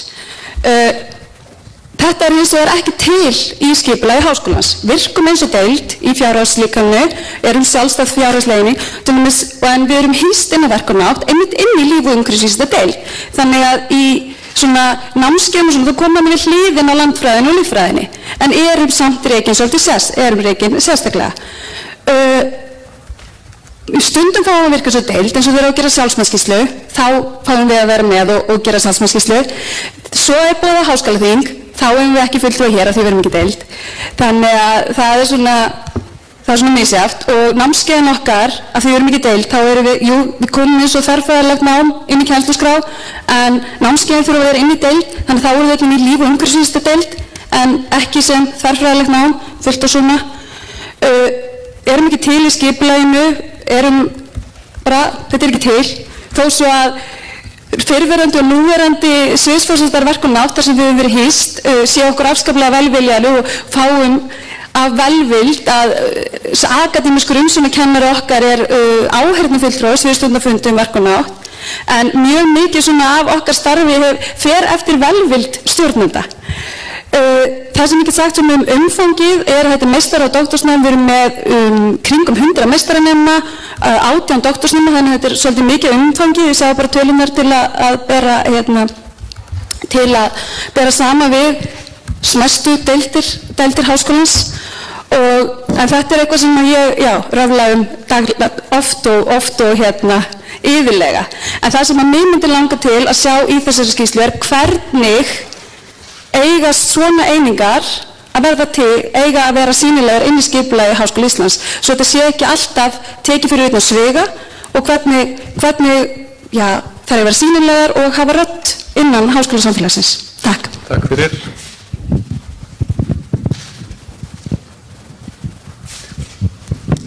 Komið í sæl, ég heiti Guðfinna Guðmundsdóttir og ég er forseti Íslensku menningardeildar og mér langar aðeins að taka undir með deildarforsетinu sem töluði hérna áðan og kannski vera pínu ósammála sviðsforsetanum mínum, ef það má. Ég held að það sé ekkert vitlaust að skoða þessar stærstu deildir eins og Íslensku menningardeild og félags- og mannréttindadeild og svo framvegis og sjá hvað fáum við út úr því að vera svona stór eining. Þetta eru 1000 nemendur, 450 erlendir nemendur og eins og gefur að skilja þá er það gríðarlega, það fælst mikið starf í að vera með svona stóran erlendan nemendahóp. Aðstæður deildarforseta innan skólans eru mjög mismunandi, til dæmis þá er þessi stóra deild, hún er með einn verkefnisstjóra og það er náttúrulega augljóst að álagið á þennan verkefnisstjóra, til dæmis á haustin þegar það er að mæta allir erlendu nemendunir er gríðarlegt og það er ekki tími til að vinna að einhverju öðru. Það er eitt af því sem er nefnt í skýrslunni, til dæmis að helsta starf deildarforseta að vera stefnumótun. En hvenær hafa það að gerast þegar maður er að reyna að hlúa að öllum þessum einingum? Vissulega eigum við margt faglega sameiginlegt og við höfum alltaf unnið mjög mikið saman á mörgum sviðum, en maður þarf að spyrja sig, þessi eining, er þetta bara viðræðanlegt? Líka í samtali við þessa sem hefur verið nefnt hérna, að við erum ekki að tala um peninga, við erum að tala um tíma til þess að fá að gera þetta sem við erum að gera. Þegar að umbunir er 300 tímar, þá er maður með töluverðarkennslu og auðvitað er maður með rannsóknir líka og að sinna þessari stóru deild að einhverju af alvöru og geta verið með einhverju stefnumótun fyrir þetta fólk, að maður spyr sig, er það sem er að gerast í raun og veru, eða er maður bara stöðugt að reyna að bregðast við hverju málum og fætur öðru? Takk. Takk fyrir. Hafliði Pétur.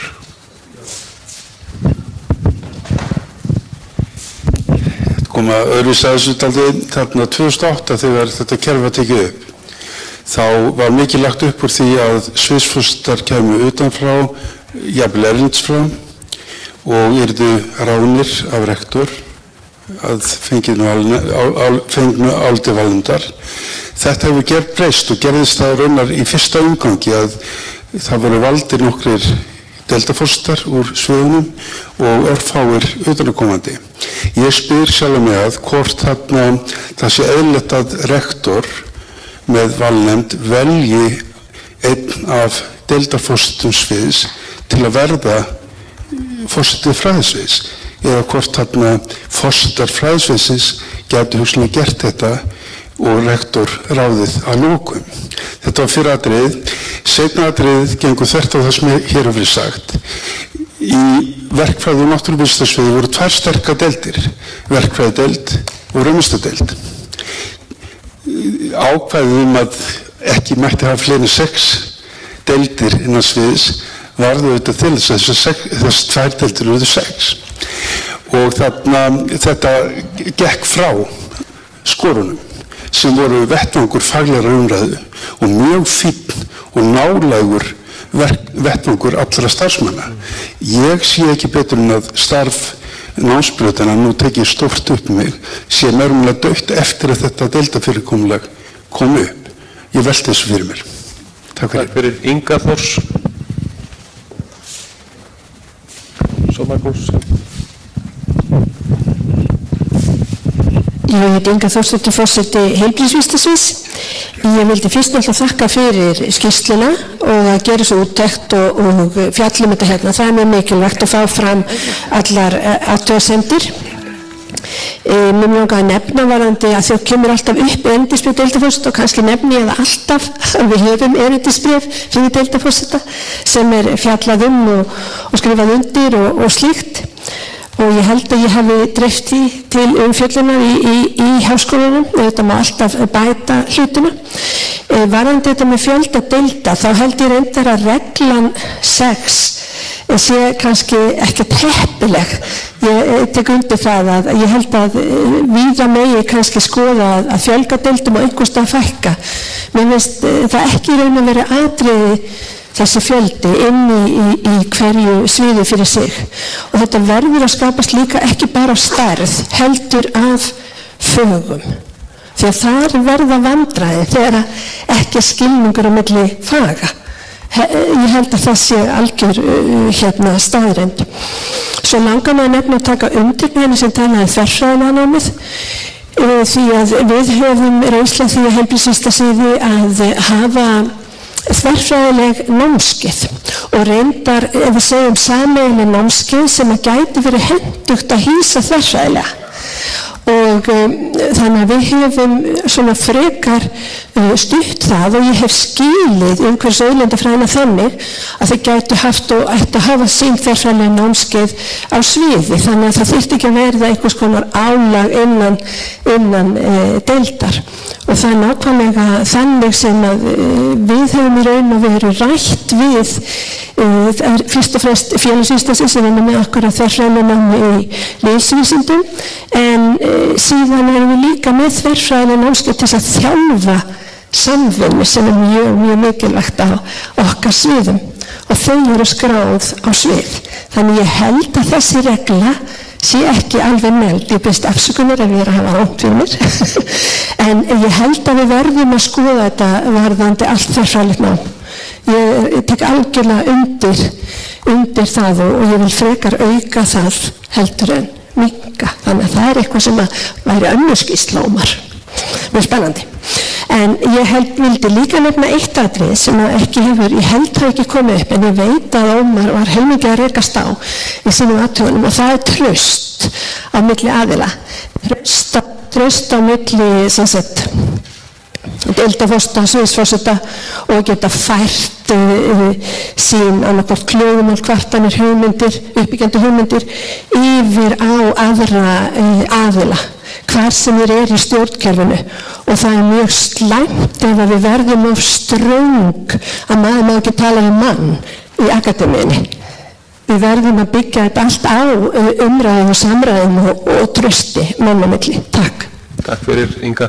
Við erum komin aðeins fram yfir tíman svo ég þarf bara að fara að ljúka þessum lið og loka mælendaskrá. Það er einn á mælendaskrá og ef einhverju fleiri vilja tala undir þessum stóra lið sem verður áfram á dagskrá þá endilega gefið þið merki. En Magnús Tumi Guðmundsson. Já, takk fyrir. Ég vil taka undir það sem Inga var að segja núna síðast að hversu mikilvægt það sé traust á milli fólks og ég held að líka í því að við megum ekki festast í of stífum regluverki. Allt færi til regluverki. Við verðum að geta talað saman og varðandi þverfræðilega námshluti þá getur það mörguleiti verið styrkur að vera ekki alltaf neðdur niður í regluverkinu því þá getur fólk gert hvað sem það vil. Við skulum átta okkur á því að það er ekki endilega kostur að vera alltaf niðurvegur og ég held að umhverfis og undarfræði sé akkurat dæmi það sem hefur tekist þrátt fyrir það að ekki þannig sess sem þarna var nefndur heldur hins vegar mjög skýra sín og keyrt af málinu áræðinni það er það sem virkar í Háskóla Íslands. Nú varðandi þetta með fjölda deilda, ég hef verið deildarforseti bráðum í alltaf lengi, 7 ár, en það ég held að, ég veit ekki hvort að það sé endilega aðalatrið hversu margar deildirnar eru eða hvernig þetta ég held að aðalatrið að deildirnar séu nægilega burðuð til að ráða við því verkefni sem þeim eru falin. Ef við búum til mjög margar litla deildir, þá verðum við að taka ráðningar, þau verðum náttúrulega að taka ráðningarferðlið út úr deildunum, svona áttu fyrir því.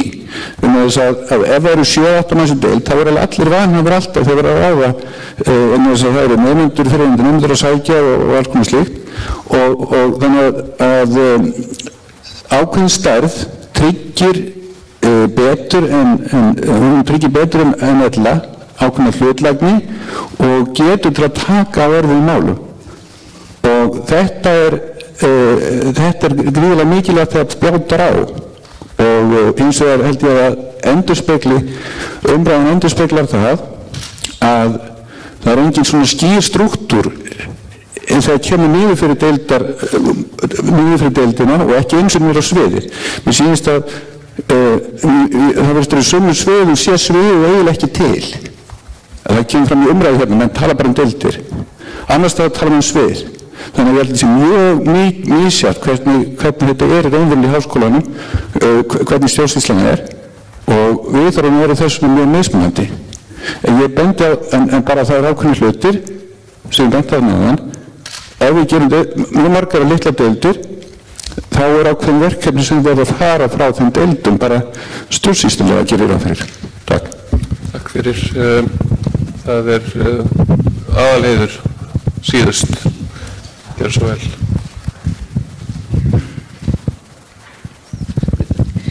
Já, komið í sæl, ég heiti Aðalheiður Jóhannsdóttir og deildarforseti lagadeildar. Mér langaði að víkja hérna lið 5, hérna á glærunni, þess vegna vildi ég fá glærunni upp. Ég byrja því að þakka fyrir þessa mikilvægu vinnu og átta mig á því að henni er náttúrulega ekki lokið og það er gott að fengið þetta í svona smá skömmtum og fengið nokkra kynningar. En þessu er fráleitt ekki lokið og við sem höfum verið hérna lengur en aðrir, við kannski munum einhverja gamla tíma sem að við höldum að hafa kannski verið eitthvað betri, en nú erum við með kerfi sem að er ennþá verið að vinna og útfæra, kerfi frá 2008. Það eru margir hér sem að átta sig kannski, margir starfsmenn sem hafa verið lengir átta sig kannski ekki alveg á breytingunni, megin breytingunni sem varð í sambandi við ábyrgð og hvaðan til dæmis deildarforseti að fá umboð sitt. En það sem ég langar að gera núna fara bara mjög bratt hérna í þennan 15. lið út frá embættisbréfi deildarforseta. Það hefur eiginlega ekkert komið mér eins mikið óvart eins og þegar ég las embættisbréfi sem ég er með. Þarna stendur hversu mikið eiga fulltrúar háskólasamfélagsins að koma í rekstri og fjármálum háskóla og þetta tengist einmitt þessari spurningu. Ég persónulega ber ábyrgð á fjármálum lagadeildar.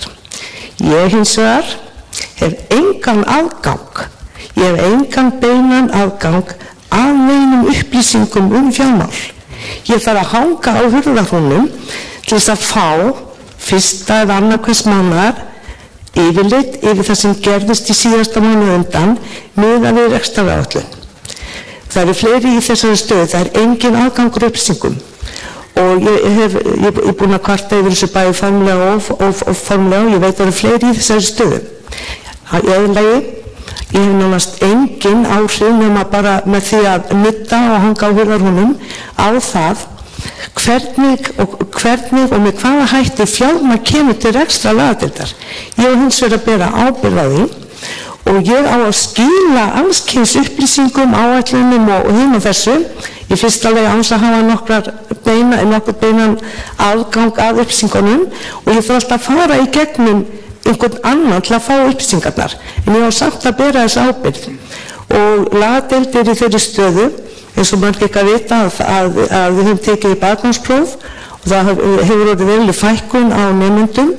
En ég á samt að leysa, ég á að gera áætlun það, ég persónulega, ég á að gera áætlun það miðað við úttektarskýrslur hvernig ég ætla að leysa þetta vandamál. Og þetta virðist vera mitt einkamál þegar ég sé búin að margkvarta yfir því að mér er þetta óskiljanlegt sko, en bara af því ég er fædd á svo góðum degi þá tek ég sem jafna geði.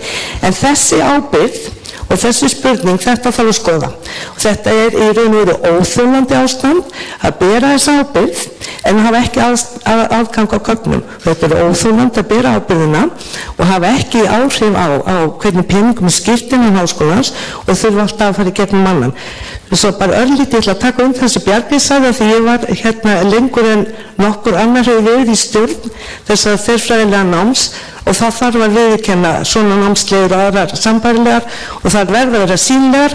Það verður að hvetja ykkur hér allt af öllum svið. Við erum að reyna saman, þvertu í deildir, þvertu í svið, við erum að byrta saman, tala saman, við veit ekki hvað við erum að gera saman, en samt er þetta ekki til. Takk fyrir aðalheiður. Þá hérna er komið Ómari að svara í stuttu máli. Já, ég gef nú reyndar á fyrir þetta að það verið svona frekar ábendingar, hugleiðingar, en allavega hefur þetta verið mjög gagnlegt og ég mun að sjálfsögðu ég er búinn að taka niður hérna punkta og þeir munu örugglega nýtast ber í þessari lokavinnu.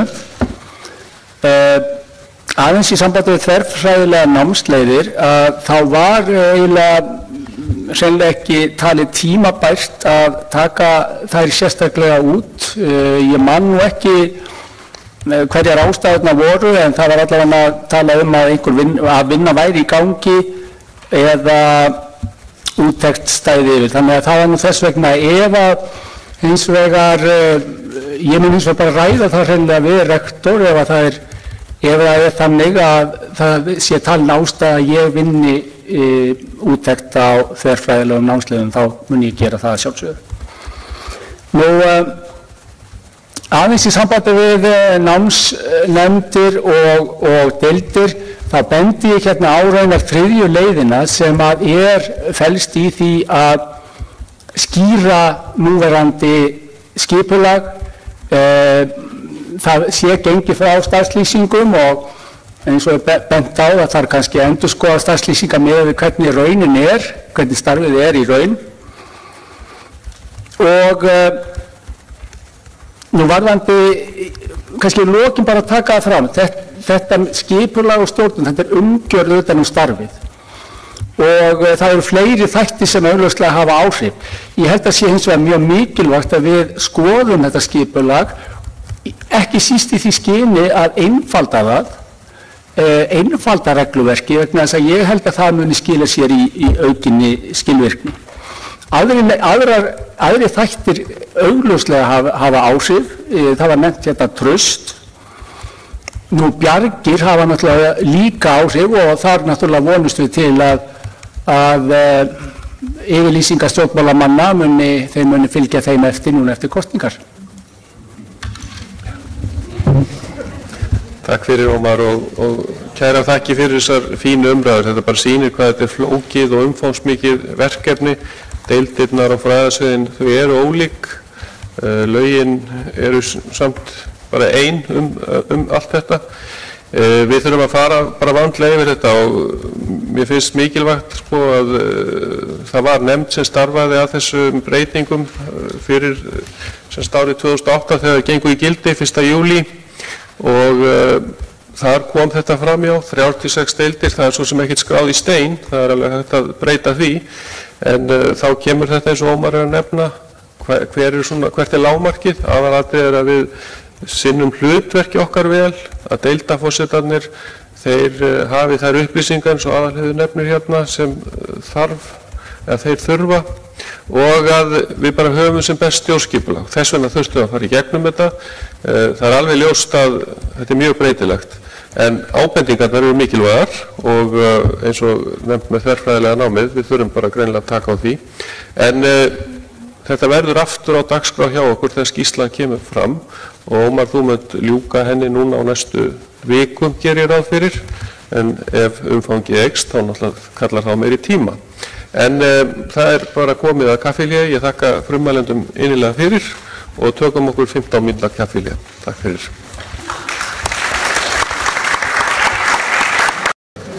Jæja, við erum tilbúin að halda hér áfram og við erum komin að dagskrárlið 3, innleiðing HÍ 21, stefnu Háskóla Íslands 2016-2021 og þetta er endurskoðun sjóðakerfis Háskóla Íslands og innviðaáætlun. Þetta eru svona þættir í stefnunni og það eru 2 hérna sem munu kynna. Fyrst er það Guðbjörg Linda Rafnsdóttir, aðstoðarrektor vísinda, sem gerir grein fyrir endurskoðun rannsóknartengdra sjóða Háskóla Íslands. Gjörðu svo vel, Guðbjörg Linda.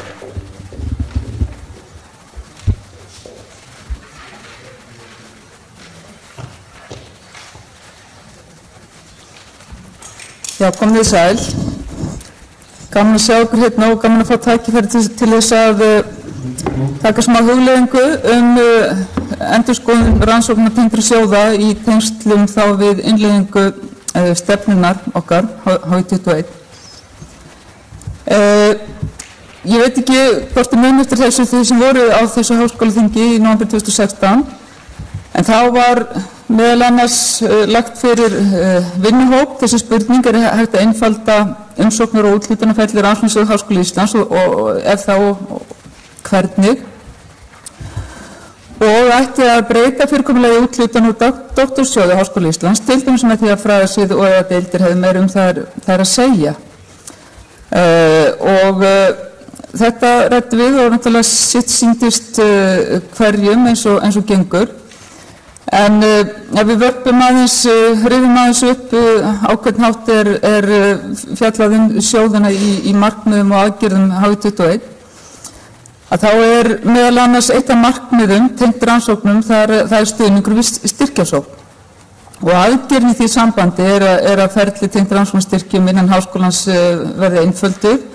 Meðal annars þannig hægt sé að veita styrki lengur en til 1 árs og hafa mátur og öðrum samkeppnissjóðum til hliðsjónar. Og bara til þess að rifja upp líka að í markmiði stefnunar mannauð og þá er talað að stjórnendur gerist starfsfólki nefndum kleift að samræma starfsskyldur og fjölskylduábyrgð.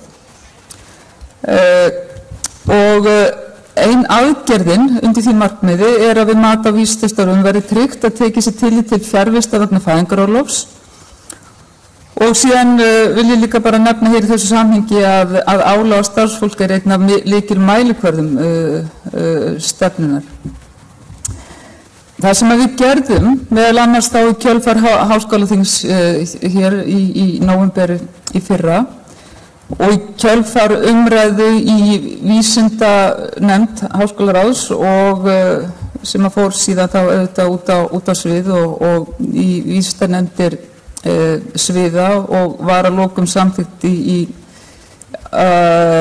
Háskólaráði að það var, umsóknarferlið var einfaldað þannig að nú þeir sem sóttum í rannsóknarsjóð síðast tóku eftir því að nú var boðið upp á það að hægt var að sækja til alltaf 3 ára í senn. Auk þess þá var ekki tillit tekið til nýráðins starfsfólks sem og fæðingarorlofs og veikinda. Þannig að breytingin var svo meðal annars að nýtt starfsfólk og þar er breytingin í rauninni svo fyrst og fremst kannski skilgreiningin af nýju starfsfólki. Áður hafði verið horft til þeirra sem höfðu hafið vísindaferil síðustu 3 árin og það mátti sem sagt í rannsóknarsjóði háskólans, það mátti þá taka tillit til þeirra varðandi röðun og þegar við verum að tala röðun þá verður að tala sem sagt að eins og þið vitið sem hafa sótt í rannsóknarsjóðin að þá eru styrk upphæðir hafa verið í 6 og 7 flokkum að það er hægt að fara þá upp, það má raða fólki hærra. Núna sem sagt ef að það hefur hafið störf innan þá senustu 5 ára en ekki bara 3 eins og áður var. Ef við raðast neðarlega og það er sem sagt bara til þess að tala það, við erum ekki að tala það þá ef að það er einhver high profile prófessor að koma erlendis frá einu stöðu hér og raðast hvort er hátt þá er hann ekki endilega skilgreindur sem nýráðinn starfsmaður í þessum skilningi. En síðan þetta heimilt að hækka umsóknum flokka ef umsækjandi hefur verið í barneignarleyfi eða veikindaleyfi að undangengnum 5 árum. Hér erum við líka að færa þá 3 ár í 5. Og síðan þetta nýmæli að standi barneignarleyfi yfir eða fæðingarorlofi yfir í 6 mánuði eða lengur heimilt að hækka umsækjandi alltaf 2 flokka, sama gildir veikindaleyfi. Hér verið að reyna að koma móts við þessar raddir að það sé ekki hægt í Háskóla Íslands að verða veikur eða eignast barn eða fara frá vegna þess að þá hrynur maður ósjálfrátt niður í þessu þá stigamatskerfi sem við höfum verið með og hérna erum við þá að undirstrika það að það sé tekið aukið tillit til þessa. En þetta sem sagt þetta kerfi var innleitt þannig að það búið að sækja með einu sinni á grundvelli þessa kerfis og þetta umsóknirnar sem bárust og þið sjáu hérna umsóknum frá 2015, 16, 17 og 18 og í ár sem sagt fyrir árið 2018 þá bárust 299 umsóknir sem eru heldur fleiri heldur en undanfarin ár en svo sem bara ósköp svipað. Hvítasúlan nýir starfsmenn og meðan að rauðarsúlan eru nýjar umsóknir þannig að það sem vantar upp á rauðarsúluna eru þá þeir sem eru þá að sækja í framhaldsumsóknir. En þið sjáuð að hér hefur verið stígandi frá 2016 í umsóknum frá nýjum starfsmönnum sem að mér finnst jákvætt. En hér sjáum við líka dreifinguna að þetta fjöldi umsókna og ennþá eru flestir sem sækjum til eins árs, 136, en það eru 114 umsóknir sem að komu inn í það sem sótt varum til 3 ára. Og það sem kemur fram líka og kom fram þá í leiðbeinandi texta með þessu að sem þá liði meðal annars að vera að reyna þess að minnka álag þá þurfa þessi sem að sækja til 3 ára hefði annars orðið framhaldsverkefni mögulega líkast til, en það þarf ekki að skila inn árlegri skýrslu, heldur þarf þá bara að skila inn einni lokaskýrslu eftir þessi 3 ár. Þannig þeir sem hafa fengið styrk til 3 ára eru þá bara í rónni með sitt rannsóknarfé sem að hérðan kemur næstu 3 árin.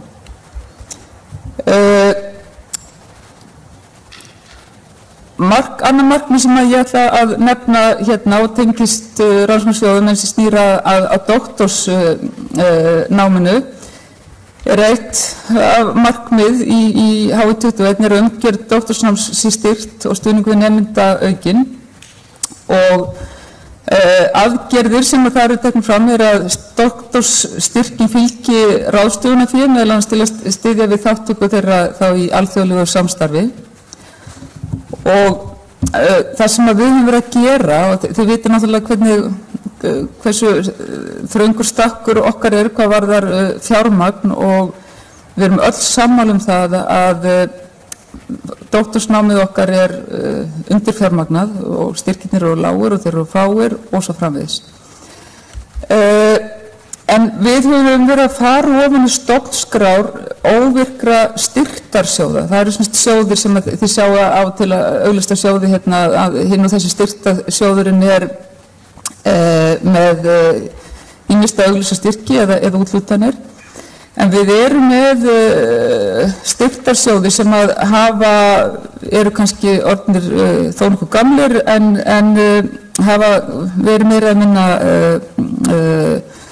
óvirkir eða ekki auglýst eftir styrki í þá lengi. Við höfum verið að fara kerfisbundið í gegnum alla þá styrki með það að markmiði að reyna að sameina þá í einn sjóð sem hægt væri þá að nýta í þessu skyni, þar að segja að doktorsnemar fengi þá aukið ráðstöfunarfé með sínu námi.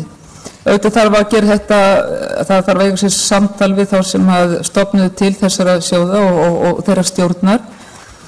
En okkur hefur orðið bara glettilega ágengt og við erum mjög bjartsýn á að þarna verið hægt að ná strax á næsta ári fé sem mun telja einhverja 10 milljóna sem við getum þá sett inn í þetta markmið að þá að styrkja doktorsnámið hvað þetta varðar.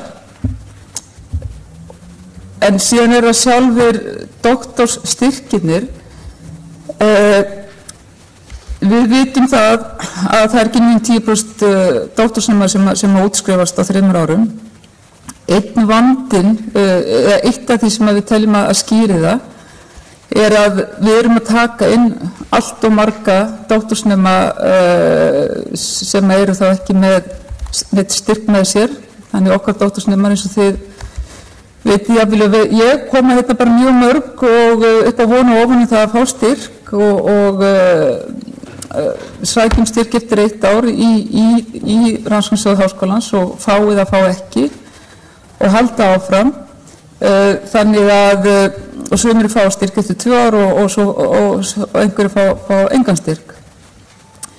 Þannig að við höfum verið að veltaði fyrir okkur hvort við getum ekki styrkt umgjörð doktorsnámsins og minnka þessu óvissu sem það fylgir auðvitað bæði fyrir doktorsnemana en jafnframt fyrir bara háskólan eða leiðbeinendur með því að úthluta þessum styrkjum strax í upphafi. Þannig að nemendur, doktorsnemar fái styrk leið þeir fái inngöngu.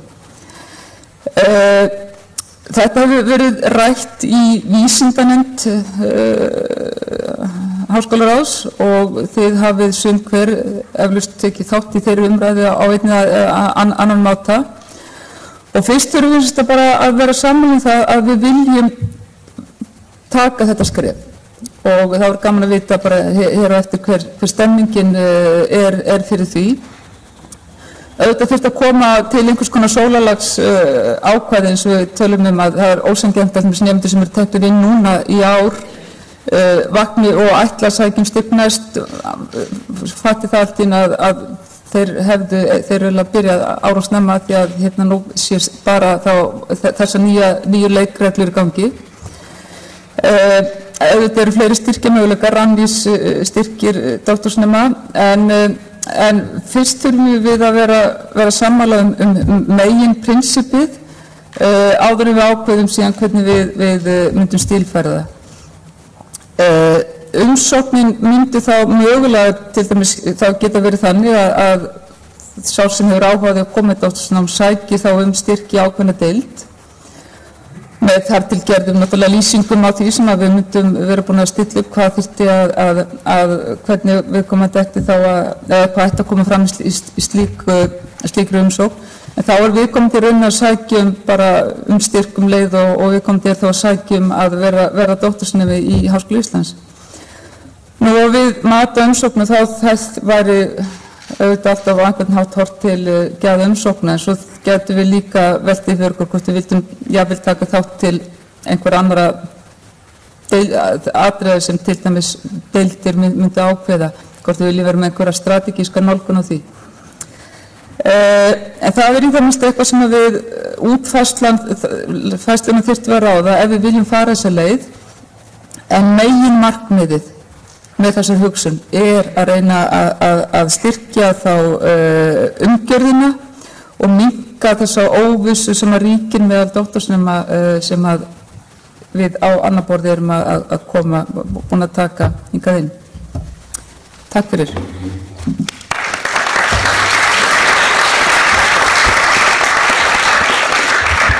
Takk Guðbjörg Linda. Við ræðum þetta á eftir en fyrst það Halldór Jónsson sem gerir grein fyrir yfirstandandi þarfagreining og fyrirhugaðri innviða áætlun. Gjörðu svo vel, Halldór.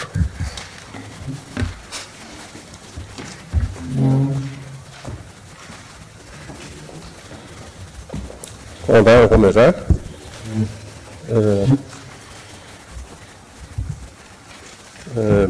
Þetta sem sagt aðgerð sem eina svona umfangsmeiri aðgerð myndi ég segja í stefnu Háskólans og aðgerðin sem sagt greining á þörfum rannsakenda fyrir rannsóknarinnviði og síðan að gera áætlun uppbyggingu í samræmi við þarfir. Og við höfum skilgreint helstu svona 5 flokka rannsóknarinnviða, samkvæmt eins og við sjáum þarna. Og það höfum við gert út frá náttúrulega ýmsum alþjóðlegum skilgreiningum og svona innlendum hefðum líka að sjálfsögðu, og eins í samræmi við þverfaglegan ráðgjafahóp sem við mynduðum í tengslu við þetta verkefni þar sem kemur fólk frá öllum fræðasviðum að. Og við höfum fyrst og fremst í upphafi þá byrjuðum við bara að vinna úr okkar eigin gögnum og gögnum frá Rannís. Við notuðum síðan sjálfsmatsskýrslur deilda sem komu á góðu gagni, sérstaklega svona fyrir hugmyndavinnuna, og ég reyndar ætla að nefna það að það mjög mikið, ef einhver ætlar að gera þarfagreiningu á innviðauppbyggingu fyrir kennsluþáttinn, þá væri gott að fara í sjálfsmatsskýrsluna. Það mjög mikið efni þar þarfir deilda á því sviðinu. Nú síðan höfum við leitað til svona helstu þjónustu aðila í tengslu infrastruktúr, og það eins og Reiknistoffnun, átt samtöl og fundi með þeim, og þeir hafa sent okkur ýmis gögn, og sama með Landsbókasafnið. Við höfum átt samtöl við þau og fengið góðar hugmyndir þaðan.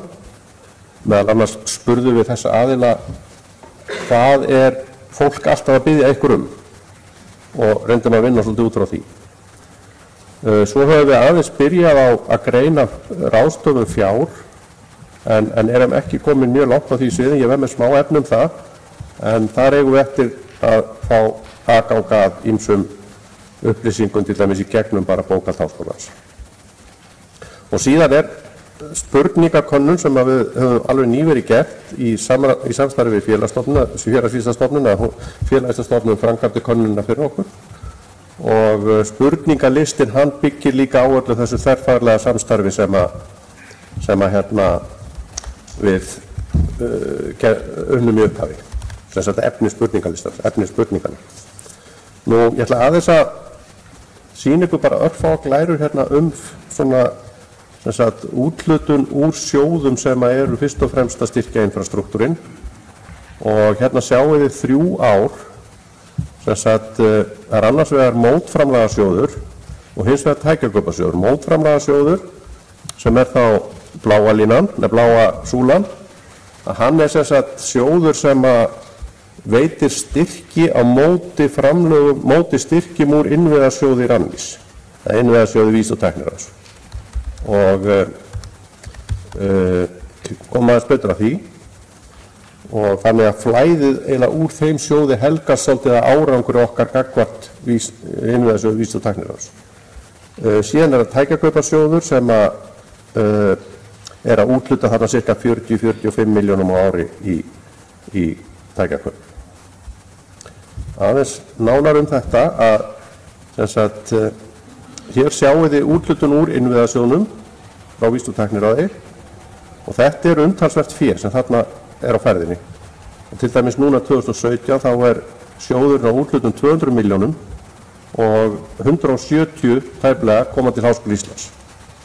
Og þið sjáu að hann óx mjög milli áranna 15 og 16 með sérstöku átaki, þá var hann tvöfaldaður.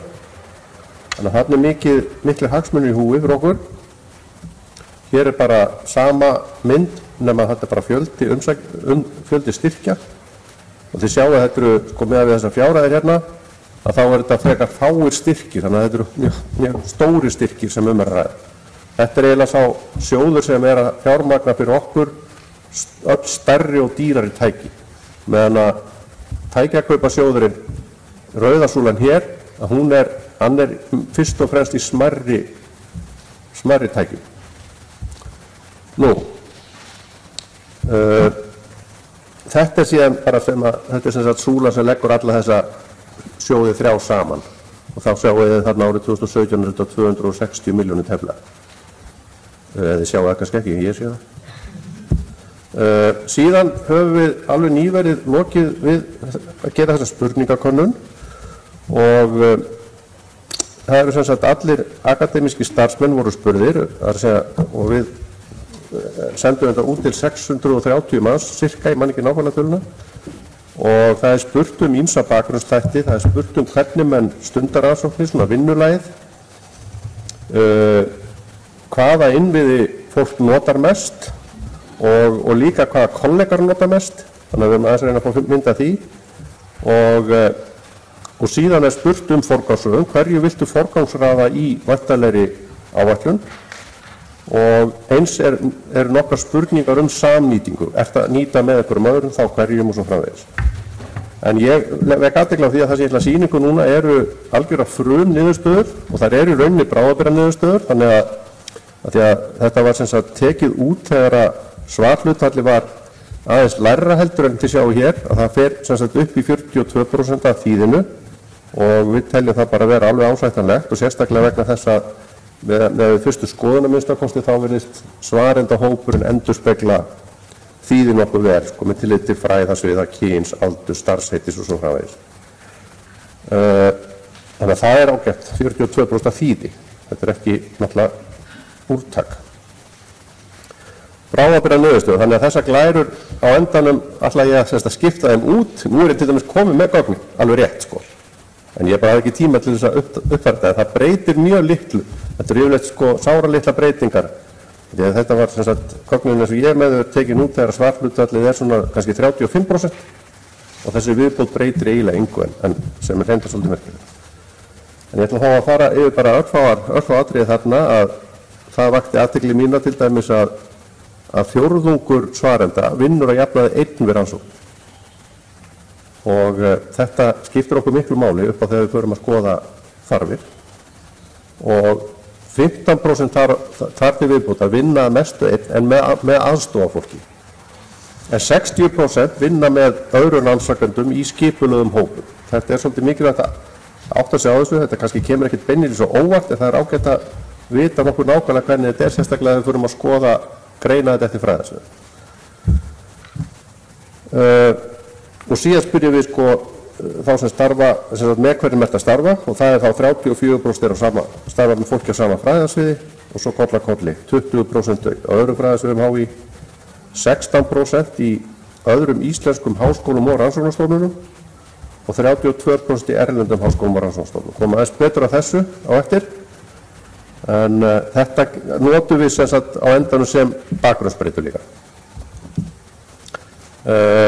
Síðan spurt, hvaða rannsóknarinnviði nýtir þú og aðrir á þínu fræðasviði?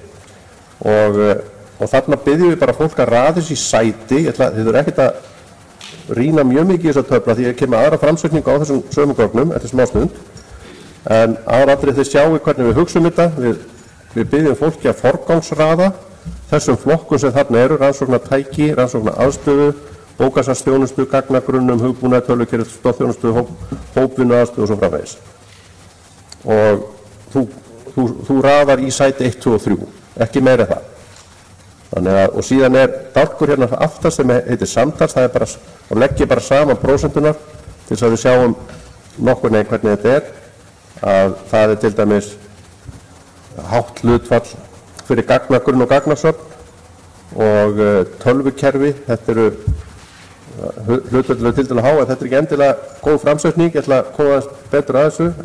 Ég vildi sagt að þið sæju hvernig við hugsum þetta þegar svo kemur næsta spurningasett og það er svona, hvers konar rannsóknarinnviði telur þú að setja ætti í forgang við uppbyggingu rannsóknarinnviða innan háskólans.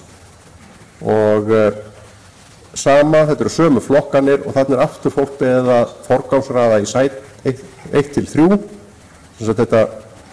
Ég held þetta séu allir flokkanir, hvort að ég feldi út einhverja smáflokkar, nei þetta er allir flokkanir og svona kemur þetta þar út. Og þið sjáu strax þarna, þar sem þið sjáu miklu betur hér, að þess að hugsunin í þessu er svo að tökum til dæmis tölvukerfi, að menn nota það mjög mikið, það er mjög hátt hlutfall sem notar það er alveg grundvallaratriði, tölvukerfin. Og svo þegar við biðjum með forgangsröð þá skorar það frekar lágt. Þannig að það þá segir okkur að þetta er eitthvað sem er bara tiltölulega í lagi. Við getum dregið það ályktun. Hins vegar er algjörlega öfugt þarna þegar kemur að stoðþjónustu við rannsóknir, að þá er mjög lágt hlutfall sem notar hana helst, en hæsta hlutfalli vill forgangsraðar henni í fyrsta sæti. Ekki satt? Þannig að þetta gefur okkur til kynna að við þurfum að analýsera þetta betur og við þurfum að skoða hvar er þetta svona, hvað eru menn að tala þegar að tala stoðþjónustu og svo framvegis. Þannig að þetta gefur okkur tilefni til þess að rannsaka betur og við höfum eftir að fara í mikla analýsu með Félagsvísindastofnun á þessum gögnum. Og síðan ég með hérna bara aðra sem að segja þetta saman nema þarna samtalsstálkurinn sem að var áður aftast í töflunni. Og þannig að því að við það ég veit ekki hvort þetta mjög vísindalegt en það samt gefur að því að þú getur verið með eitthvað sem þú setur að mjög margir sem setja eitthvað eitt í fyrsta sæti en mjög fáir setja eitthvað eitt í þriðja sæti þannig en þegar ég legg þetta allt saman þá fæ ég til dæmis áhersluna þegar það er hátt hlutfall í öllum sætunum 1, 2 og 3 þá hækkar súlan aðeins en þetta allavega kom mér verulega óvart. Ég bjóst sjálfur við með að við það sem að ég er vanur sem sagt áreitið ef svo má segja á okkur sem sagt, og svona þá hélt ég að rannsóknartækin yrðu alltaf það er mest hérna og þau kæmu fremst í forgangsröð. Þannig að þetta kom mér svolítið óvart og síðan er hérna aðeins samnýtingu rannsóknarinu að þetta finnst mér svolítið athyglisvert sérstaklega þið skoðið til dæmis aðra íslenska háskóla að þá er næstu 90% sem að hafa samnýta ekkert með þeim en hins vegar ef þið leggið saman oft og stundum fyrir erlenda háskóla að þá sjáum við náttúrulega þetta er hinn birtingamyndin á hérna eðli Háskóli Íslands sem er mjög alþjóðlegur og við erum einna hæst, ef við erum ekki bara hæst í heiminum í hérna hvað varðar samstarf, það er að segja co-authorship á international publications þess að eins og við sjáum til dæmis þegar verið að raða okkur í hérna Times Higher Education listanum þetta komir ekkert á óvart en þetta er bara svona staðfestir þar sem við svolítið vissum að við eigum ekki endilega mjög mikið af lokal partnerum en við erum í mjög miklu alþjóðlegu samstarfi. Og síðan er sem sagt næstu skref hjá okkur núna það er að við ætlum að reyna að klára þessa áætlun í nóvember og það eru 30 dagar í nóvember þannig að ég veit ekki hvernig það verður og við þurfum að fara í miklu ítarlegri úrvinnslu á spurningalistunum og við höfum alveg eftir að gera alla krosskeyslur og skoða þetta eftir bakgrunnsbreytunum og síðan í framhald af því þá er sem sagt það sem að ég vil mjög gjarna gera það er að tala við stjórnendur eininga til þess að fylgja þessu eftir vegna þess að við þurfum að skilja betur gögnin eins og til dæmis þegar fólk er að forgangsraða segjum stoðþjónustu mjög ofarlega á einhverju tilteknu einingu eða tilteknu sviði þá verðum við að fara á vettvang og fá eitthvað kjöt á beinin. Hvað er það sem fólk er að tala og reyna svo að byggja tillögunar á því.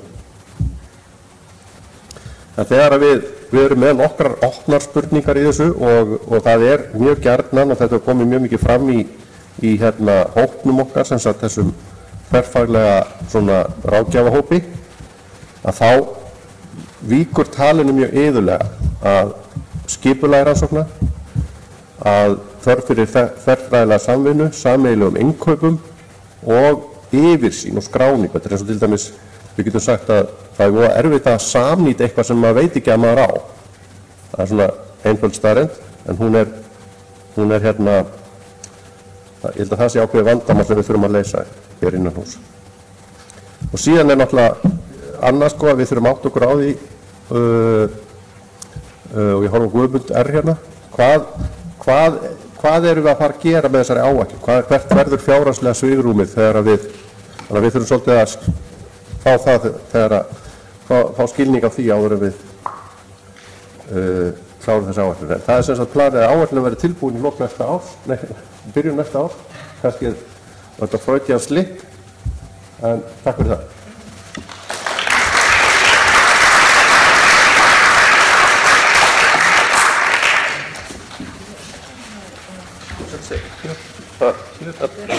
Takk fyrir Halldór.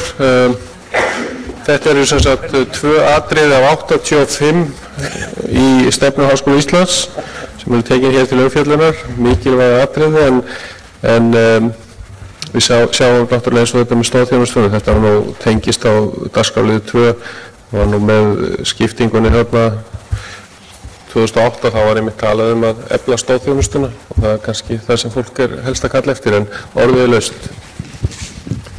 Gyða Margrét. Já, takk. Mér langaði bara að þakka sérstaklega fyrir þessu umfjöllun sjóðun og mér finnst þetta mjög mikilvægt skref varðandi doktorsnámið og legg þá til líka að það verði veittir styrkir til 4 ára. Af því eins og kerfið uppbyggt núna að þá semst hvernig doktorsnámum gengur og það hangir sama við hvernig síðan leiðbeinanda gengur þá að fá inn fleiri nema og afla styrkja fyrir þá. Þannig að mér finnst þetta mjög, fagna þessu mjög. Takk. Takk fyrir. Oddur Ingólfsson. Oddur Ingólfsson, raunvísindadeild. Varðandi söguna fyrst fagnaði ég mjög að þið hafi farið yfir í 3 ára kerfið. Það allir munur í 3 ára kerfið í háskólasjónum. En varðandi doktorsöguna þá úthlutun núna réttur 300.000 minni rétt. Og samkvæmt launatöflum FH þetta svona 3/4 af mánaðarlaunum. Þannig að þetta ekki fullir doktorstyrkir. Og þeir sem eru leiðbeinendur verða að mæta þessu bara einhvern veginn. Og talaði núna að veita til 3 ára.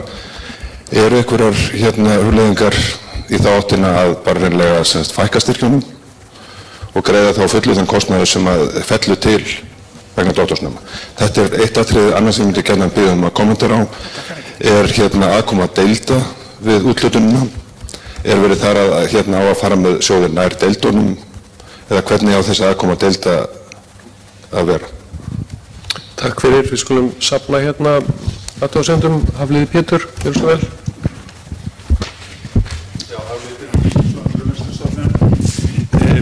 Takk fyrir þessa greiningu, Halldór.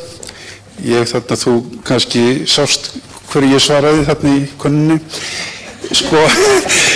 Málið að þessi könnun til dæmis þörf fyrir tæki, hún minnir dálítið á húsnæðislíkan háskólans, það ekki gert ráð fyrir mismunandi þörfum.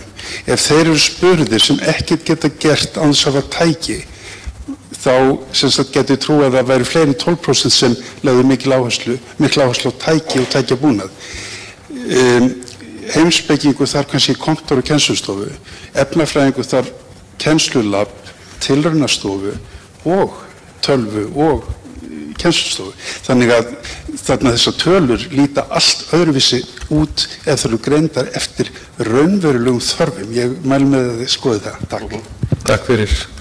Guðmundur Hálfdanarson.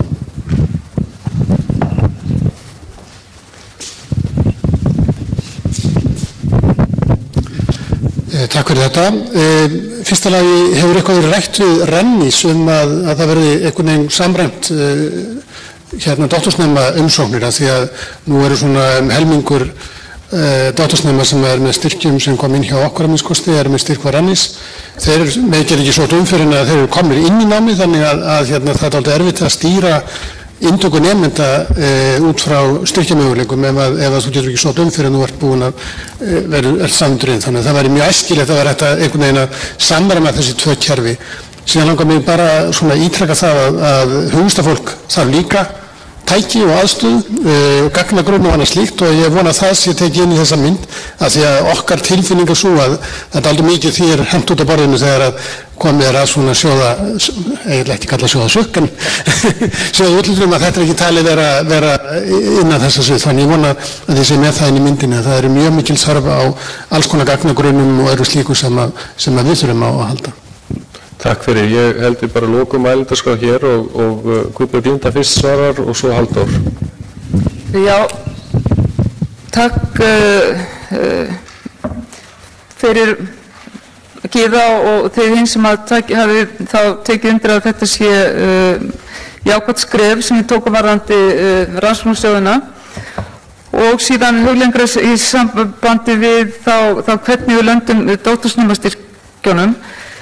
Það er alveg rétt að sko, í vísnefndinni og víðar þá hefur við verið að ræða þessi staðreynd sem þú vekur að máls á Oddur að við erum með allt og lága styrki og spurningin svo, ég var gaman að heyra ykkar álít á því eigum við að fækka styrkjum til þess að hækka þá eða hvað eigum við að gera ef við getum ekki fjármagnað þá betur. Við slóum á það í vísnefndinni fyrra að við myndum þurfa til þess að ná þessum lágmarkslaunum að þá þyrftum við að fækka þeim 20% og við vorum öll sammála það að það væri alveg jafn óásættanlegt í sjálfu sér og að hafa þá þessa lágu upphæð sem við hefðum. Við lítum svo að þessi vegferð sem við erum að fara í að reyna að styrkja sjóðuna með því þá að auka rekstrarfé sé eilítill hjálp þó það sé auðvitað ekki það sama, rekstrarfé er ekki laun. En þá er nýmsir pínu svartsýni á það vegferð til að byrja með vegna þess að þeir sjóðir eru margir hverju mjög þröngt skilgreindir. Ef ég íki smá þá er það kannski einfættur bóndasonur úr Húnavatnssýslu sem að getur sótt í einhver tiltekinni grein. En þegar við förum síðan að skoða stofnskráirnar og ræða við viðkomandi þá opnaðist þarna bara ágætis möguleiki. Við munum væntanlega ekki geta samt sem að nota það til þess að hækka launin. Við höfum hins vegar verið í auðvitað samtal við pólitíkusa, meðal annars doktorsnámið. Við erum líka að fara í velta fyrir okkur hvort við getum farið í einhverja vegferð í samtal við atvinnulífið og vita hvort að það sé tilbúið til þess að koma betur inn. Og það eru nokkrir aðilar þar en yfirleitt væri það þá samt sem að vera inn í einstöku sjóði. Þannig ég læt það svona bara, ég velti því aðeins yfir til ykkar. Hvað finnst ykkur við að fækka styrkjunum til þess að geta hækkað á að því gefnu að við getum ekki auðvitað okkar fyrsta markmiðurinn að ná inn með einhverju móti meira fé þannig sé hægt að hækka þá. Nær deildum. Það er stefnumótunar vinna sem við eigum eftir að fara í. Það er að segja ef við erum saman það að taka þetta skref, að nákvæmlega hvernig við framkvæmum það. Þannig að ef þú sem spyrðóttur ert með hugmynd að þá eða tillögu þá var gaman að heyra hana. Já, það eru sko í til dæmis stefnunni okkar margumræddu og þá er talað eitt af því sem að talar þar er að við verðum kannski með tilteknar strategískar ákvarðanir varðandi hvert við beinum doktorsnáminu innan sviða eða þess innan deildar sko. En það er að segja en við erum ekki komin þangað að í rauninu að segja að við viljum stíga það skref. En ef að eitthvað tiltekið svið vill til dæmis eða tiltekinn deild vill segja sko við viljum enda mjög gjarnan fá doktorsnema akkurat í þetta tiltekið svið í þetta tiltekna nám í þessari deild. Já, það er bara ein hugmynd, ég er ekkert viss að ég myndi styðja þá hugmynd, en það er ein hugmynd sem að er rædd og var rædd meðal annars í samtali við stefnumótunarvinnuna og bara kannski fyrst og síðast að fá umræðum það meðal annars hér hvort að okkur finnist það æskilegt eða hvort við eigum að halda þessu frekar bara á því sviði að fólk sé að keppa án þess að við séum búin að eyrnamerkja eða deildir séu búin að eyrnamerkja doktorsstyrkin einhverju tilteknu. Okay. Varðandi Rannís, já, við þurfum að taka það samtal. Við erum ekki búin að því en það er alveg klárt að það þarf auknan að stilla þær saman strengi. Já, takk fyrir Guðbjörg Linda. Halldór. Það er rétt. Góðar ábendingar bæði hjá Hafliða og Guðmundi Halldórssyni að aðalatriðið þetta, við erum núna komin á það stig að við erum komin með einhvers konar mynd af þörfum háskólafólks eftir fræðasviðum og deildum og þetta, við vitum líka að hún er ekkert endilega alveg korrétt en við þurfum að vinna með hana núna og við vitum ansi mikið mismunandi þarfir fólks bara út frá því sem við höfum verið að gera bara undangengin ár, ekki satt, eftirspurn eftir hinn og þessu. Við erum líka stundum að vinna undir mjög mikilli pressu þar sem það eru peningar eða styrkur á leiðinni inn og það er ákveðin krafa eitthvað og við erum með svoleiðis viðbrögð í gangi, þannig að við þekkjum heilmikið í þessu. En aðalatriðið er þetta og ég held að bara slúttu við þar að við drögum upp þessa mynd, við klárum hana, síðan þurfum við að eiga þetta samtal. Ég held að það sé alveg gríðarlega mikilvægt að við fáum að heyra í, ég er ekki ennþá búin að ég sé ekki alveg nákvæmlega hvernig á að gera það, við hverja ég á að tala, ég veit það ekkert endilega, en ég veit hvað ég ætla að spyrja en það er spurning hver getur svarað mér, en láta það aðeins hanga og ég fæ kannski hugmyndir frá hópnum síðar það. Takk. Takk fyrir Magnús. Viltu setja upp glærurnar fyrir Ingunni?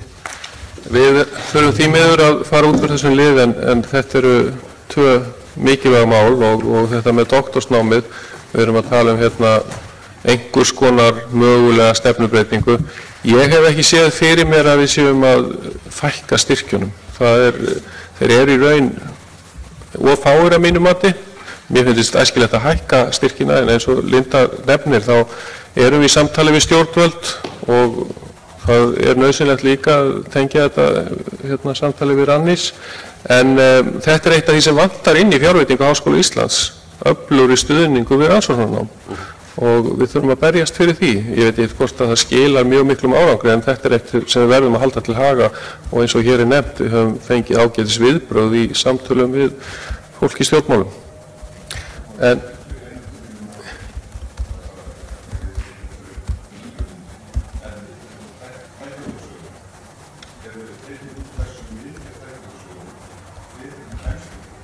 kennslubúnað?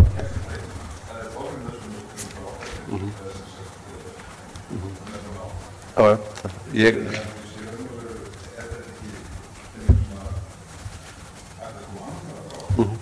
það er alveg rétt að það er sérstaklega undangengi kannski 2, 3, 4, 5 ár kannski eitthvað svoleiðis, þá hefur farið meira í slík tæki, fyrst fór ekkert í kennslutæki.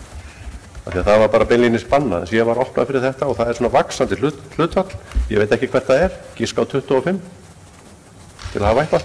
Já, þú skoða það og svo er kallað hér eftir frekara samtali og við erum einmitt með létta veitingar hér í lokin og fólk getur spjallað saman og svo náttúrulega önnur spurningakönnun, en við höldum áfram, því miður þá liggur á að koma dagskráni áfram, þetta er mjög mikilvæg mál og ég þakka ykkur Linda og Halldór og fyrir ykkur sem tóku þátt í þessu umræðu. Nú er Ingunn Ólafsdóttir innri endurskoðandi sem mun ræða málefni innri endurskoðunar.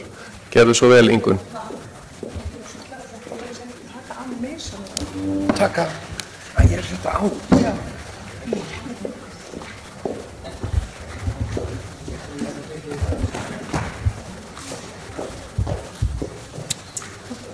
Nei, ég kann ekki.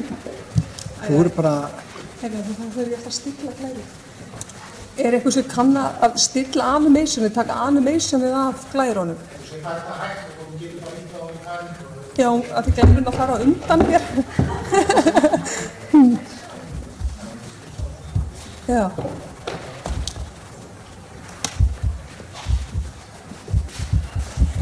Nú er hérna bara yfir það að taka niður glærurnar. Hver setti upp þessar glærur? Settu það ára? Já, ok, hann voru niður allavega. Já, ekki hérna. Animation er hér. Þetta er máglærin hérna fyrir. Animation er bitinu við. Hann er hérna. Og við viljum ekki hafa animation, það gerum við hérna.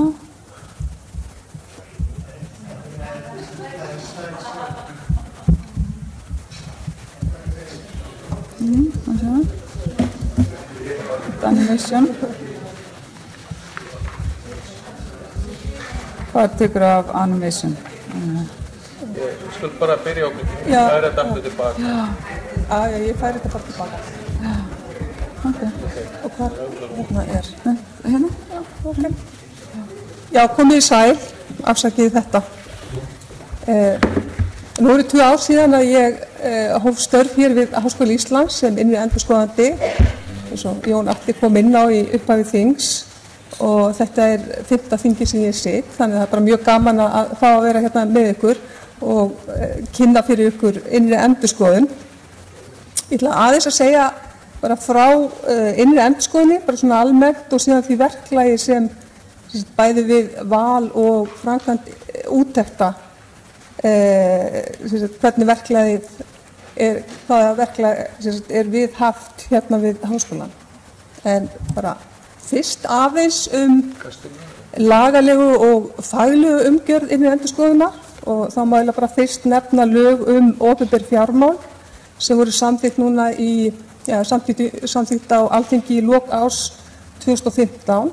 En þar kemur fram að allar ríkisstofnanir og ríkisaðilar í A-hluta eiga að framkvæma innri endurskoðun á grundvelli reglugerðar sem fjármálaráðherra setur.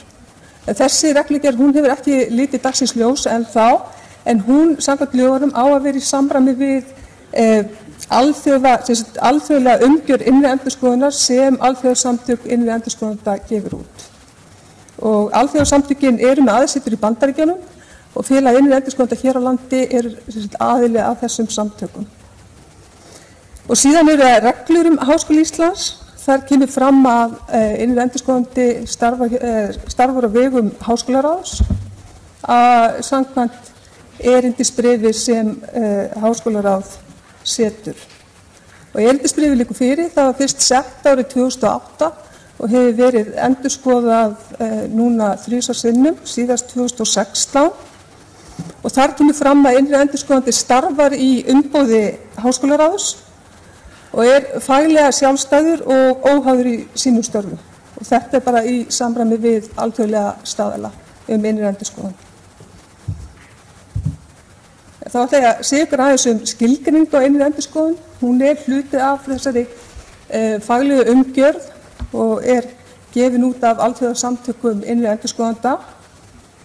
Ég ætla ekki að lesa hana en svona kannski aðalatriðin eru þau að innri endurskoðun veitir óháða og hlutlæga staðfestingu og ráðgjöf og ætlað að vera virðisaukandi og bæta rekstur og hún metur og bætir áhættustýringu, eftirlit og stjórnarhætti og á að stuðla þannig að því að fyrirtæki og stofnanir nái þeim markmiðum sem þau setja sér. Síðan hérna varðandi verkefni innri endurskoðunar. Þau eru skilgreind í erindisbréfinu, bæði þá hlutverk og verkefni. Og verkefnin eru mjög fjölbreytt og ná til allra starfsemi háskólans, öll starfsemin undir. Og mér meðal annars falið að kanna vinnuferla, skipulag, stjórnun, notkun upplýsingakerfa, fylgni starfsmanna og háskólans við lög og reglur og verklagsreglur. Einnig að fylgjast með niðurstöðum gæðaúttekta og endurskoða uppgjör erlendra rannsóknarstyrkja. Og svo einnig ábendingum starfsmanna og nemenda og annarra. Mér falið að taka við ábendingum óhagkvæmni og óskilvirkni í rekstri háskólans og mögulegu misferli á meðferð fjármuna. Þetta svona eitt af mörgu verkefnum. Síðan það endurskoðunaráætlunin og þar eru verkefni mín tilgreind og skilgreind og það var svona fyrsta verkefni sem ég vann því ég kom hérna til starfa í lok árs 2015 að það var að setja saman endurskoðunaráætlun til 3 ára sem var byggð á áhættumati. Og þetta áhættumat var unnið í samstarfi stjórnendur, bæði hérna miðlægt og inn á fræðasviðum og deildum og ytri endurskoðanda háskólans. Og svo þegar endurskoðunaráætlunin liggur fyrir þá hefur henni verið komið á framfæri til forseta fræðasviðanna og stjórnenda hérna miðlægt og þeim gefið tækifæri til að koma á framfæri athugasemdum. Og áætlunin hún lögð fyrir háskóla til samþykktar og fjárhagsáætlunin fyrir starfsemina einnig lögð fram á sama tíma og svo áætlunin endurskoðuð árlega. Kemur svona oftast til endurskoðunar í kringum áramót. Ég hérna setti upp þær úttektir sem hafa verið unnar núna frá 2016 og svo eru þarna úttektir sem eru í vinnslu og er svona fyrirhugað að vinna á árinu 2018 þetta með fyrirvara endurskoðun á áætluninni. En afmörkun úttekta er unnin í samstarfi við stjórnendur sem bera ábyrgð á þeim verkefnum sem koma til skoðunar og það er lögð áhersla á að kanna einungis þá þætti sem taldir eru vera þýðingarmestir.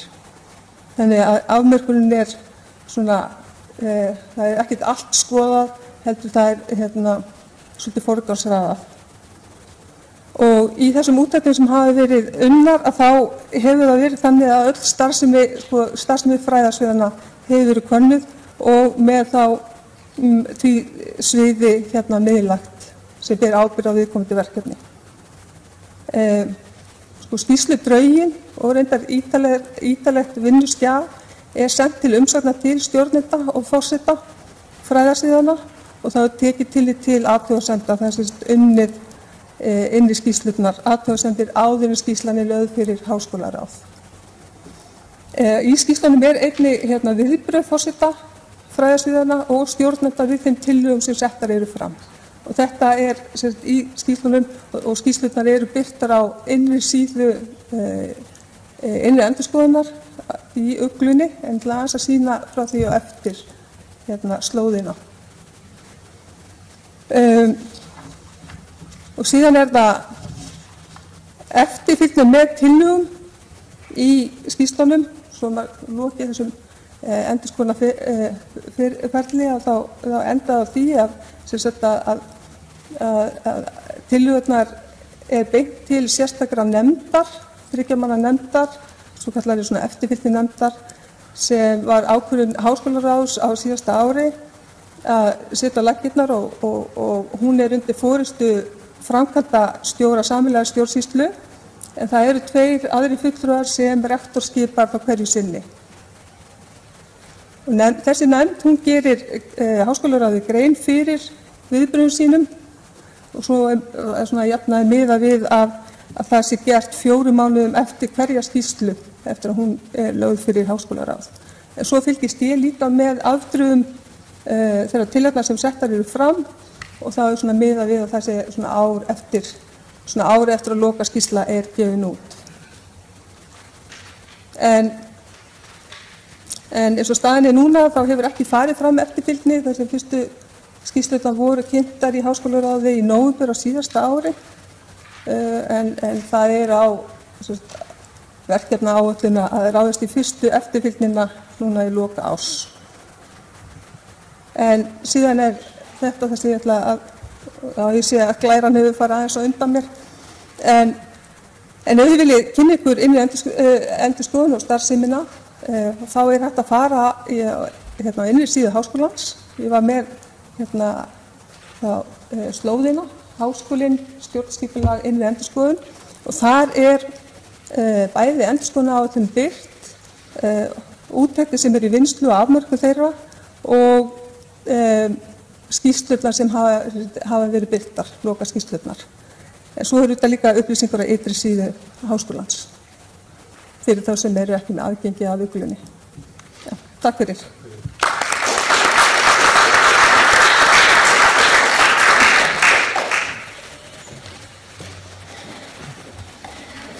Já, takk fyrir Ingunn. Gjörðu svo vel. Ástæða þess að við erum að taka þetta hérna fyrir er að þetta er mjög mikilvægt gæðastarf sem við vinnum og innri endurskoðandi sinnir og ég vil geta þess að varðandi skýrslurnar, þær eru efnismiklar og ef þið farið inn á ugluna og leitið undir bara innri endurskoðun þá finnið þið skýrslurnar og þessa slóð, inn á þessari slóð sem Ingunn nefndi en þetta er bara mjög mikilvægt starf, margar ábendingar og þessi eftirfylgni háskólaráðs, hún hefur að mínu mati bara gengið mjög vel en síðan eins og Ingunn segir, síðan þarf hún að meta það hversu vel tekst til en þetta er svona enn önnur leið til þess að mæta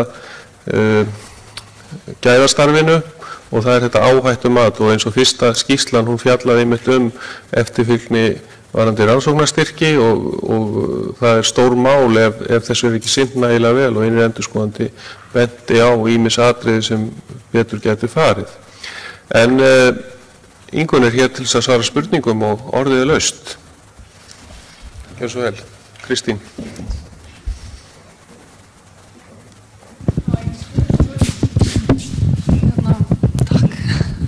Maður kann spyrja þig Ingunn, takk fyrir þetta er mjög upplýsandi.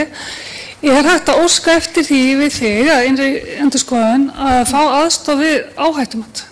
Er það svona þjónusta sem að þú veitir sem stóðþjónusta eða?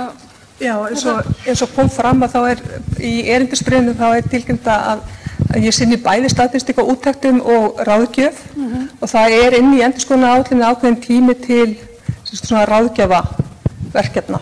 Þannig að það hægt að óska eftir slíku.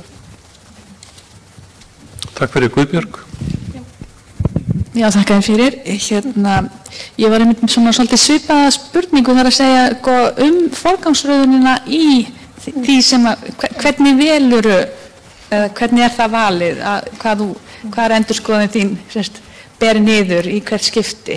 Og mér dettur í hug að þú varst að fara inn á Ugluna, að það eru til dæmis kennarar hjá mér og ég held að margir kannist við að þetta, til dæmis það fyrirbæri og sérstaklega eftir að ytra vefnum var breytt, að þetta orðið svolítið mikill frumskógur, allavega heyri ég það frá allmörgum til dæmis. Þannig mér dettur í huga að það getur verið endurskoðun á Uglunni, bara hreinlega. Já, varðandi valið, þá kom ég aðeins inn á það í fyrirlesturinn. Ég var að, fyrst ég tók við í lok árs 2015 og þá fór ég í svona áhættumat, ræddi við fjölmarga aðila, bæði miðlægt, stjórnendur starfsmenn, út af fræðasviðunum, tók svona ákveðna valdi nokkra deildarforseta, ég gat ekki rætt við alla, en svona í fyrstu atrinu þá einni ytri endurskoðanda, Ástu Möller og Ómar, þegar þau voru í sínum úttektum og síðan út frá þeim samtölum við starfsmenn að þá var sett saman áætlun og áætlunin send til forseta og stjórnenda miðla. Þeir geta komið með athugasemdir röðun á verkefnum en áætlunin að það svo margt undir, þetta er svo yfirgripsmikið að það allur rekstur háskólans undir og það var reynda að taka raða verkefnunum eða úttektunum svona mismunandi hvort það verið rannsóknir og kennsla sem kjarnastarfsemi háskólans, fjármál, stjórnun og annað. Þannig að það svolítið rótirandi úttektir á mismunandi sviðum starfseminnar. En síðan það þetta háskólaráð. Háskólaráð þetta að lokum sá sem samþykkir áætlunina. Þannig að þeir geta, ráði getur gert breytingar á áætluninni en að lokum það háskólaráð. Já, og þú hefur núna kemur reglulega með nýja áætlun, árlega og verðan undir ráðið og þetta fyrirkomulega hefur gengið vel. Halldór Jónsson? Já. Langaði bara segja það að ég veit ekki hvort allir átt að segja á því hvað þetta flottur prósess sem að þessi innri endurskoðun felur í sér. Það að segja að það svona eins og Ingunn hefur sagt að hún fer í ákveðna greiningu og það tekin upp ákveðin vandamál, ákveðna spurningar og þetta fer í formlegan farveg, þessi nefnd sem að hún nefndi og svo fer þetta á vettvang háskólaráðs og svo framvegis og inn í allar reglugerðarprósessin og allt þetta. Þannig að þetta það sem ég veit ekki hvort allir átt að segja á að þetta svona raunverulegt umbótastarf sem mjög skilvirkt. Það bara, menn gera sér grein fyrir vandamálunum og þau leyst. Ekki ólíkt því sem að stundum að við tölum mikið vandamálin en við erum ekki með þau í réttum farvegi. Og ég bara, ég hef segið þetta því að ég veit ekki hvernig ég orðaði en ég get sagt jafnvel að ég hef orðið fyrir barðinu á innri úttekt, ef svo má segja. Og ég bara sé hvað þetta virkar vel og hvað þetta þessi prósess flottur. Takk fyrir. Takk fyrir. Oddur? Kannski viðspyrður þörfina á þessu, að ég svona svipaða spurningu sem komið áður með ráðgjöf og þjónustu. Er þetta að kalla eftir að maður til dæmis að reka eins og mistar á stórt Evrópubandalagsverkefni og vill fá sem sagt álit á því hvort það sé allt bara second opinion, rekið með réttum hætti áður til maður fer í úttæktina frá Evrópubandalaginu. Er þetta að sækja það til þín eða? Já, ég myndi að vísa það til Halldórs. Já, ég myndi kannski kjósa frekar eitthvað sem... Hvort að svo stóðþjónusta ætti að vera til staðar að geta... Ég kom ljóðum aðstöðum, ég ætla að hætta það sér líka. En varandi Evrópuverkefni, þú færði yfir þau þegar það skila skýrslum, það ekki? Já, sko, Evrópuverkefnin og svo eru þessi norrænu verkefni einnig, já, og þá það endurskoðun á þá svona fjárhags, svona klassísk fjárhags endurskoðun, einmitt. Já. En ekki verið að vinna í því að bæta stoðþjónustuna varðandi Evrópustyrkina? Jú, það stefnumál. Stefnumál hér, já. Takk fyrir Ragna, gerð svo vel. Já, takk fyrir þessa kynningu, Ingunn. Ég langar að spyrja að ég tók eftir því að einum stað þá stóð hlutverk þitt líka að skoða til dæmis hvort að menn fylgja reglum háskólans og svo framvegis. Hvert er hægt að koma ábendingum áleiðis til þín þá til dæmis þegar reglum er ekki fylgt varðandi einkunnarskil og svo framvegis? Hvernig er best að taka á því? Það er kannski ekki mikil viðurlög eins og því en það kemur meira á hag nemenda? Með einkunnarskilin? Já. Það er í reglum háskólans en það er ekki í rauninni kannski mikil viðurlög. Það er hægt að koma þessum ábendingum á framfæri við mig. En síðan þarf ég að skoða þá bara í áhættumatinu og forgangsraða þeim verkefni sem hvort að það sé ástæða, hvort það sé meira ástæða til þess að fara að skoða þetta heldur en eitthvað annað. Þannig að þetta færi inn í svona púli af ábendingum og áhættumati hvernig verkefnastaðan væri. Eða hvort að það væri þá, þetta þarf ekki endilega að vera stórar úttektir. Þó ég hafi nú verið mest í þá svona úttektum sem eru á endurskoðunaráætlun, það er líka hægt að vera í svona minni tilteknum úttektum, en það verður þá að vera á endurskoðunaráætlun. Háskólaráð samþykkir verkefni mín, þannig að sem ég ræðst í. Og stúdentarráð heldur utan verð það ekki einkunnarskilin alltaf?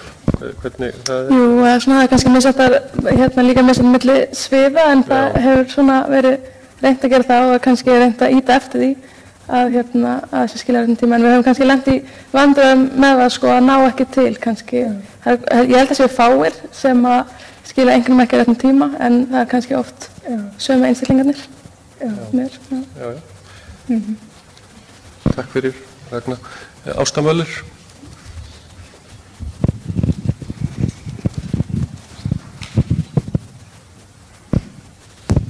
Já, takk fyrir. Mér langaði eins og Halldór að svona benda á dæmi hvað vinnunar Ingunnar er gagnleg, að í stefnu háskólans var meðal annars okkur fyrirlagt hjá starfsmannasviði að skoða ráðningarferil akademíska starfsmanna og það vinnu fyrir tæpa ári síðan. Og síðan kemur skýrslan Ingunnar ráðningarferil eins og hann var þá og hvort við varum að fara eftir lögum og reglum. Ráðningarferilin náttúrulega hefur stóð í reglum háskóla, í náttúrulega lögum, lögum rétt og skyldur og svo framvegis, stjórnsýslulögum og slíkt. Og Ingunn fór sem sagt yfir ferilin eins og var síðasta haust og kom síðan með skýrslu sinni í janúar.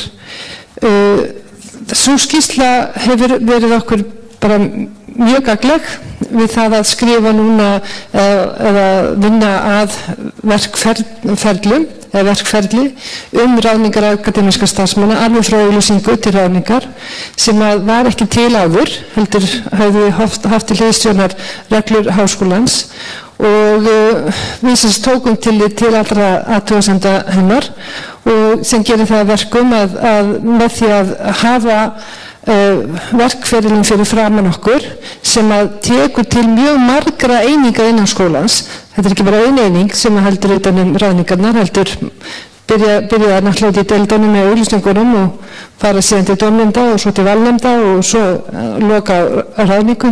Þannig að ábendingar þinnar Ingunn voru mjög velmenntar í þessari vinnu og gera það þá að verkum að allur skólinn þá að vinna eftir sama ferli sem hefur þá stóð í þessum lögum og reglum. Og verður gaman að fá eftirfylgna hjá þér hvort að við höfum ekki gert þetta rétt.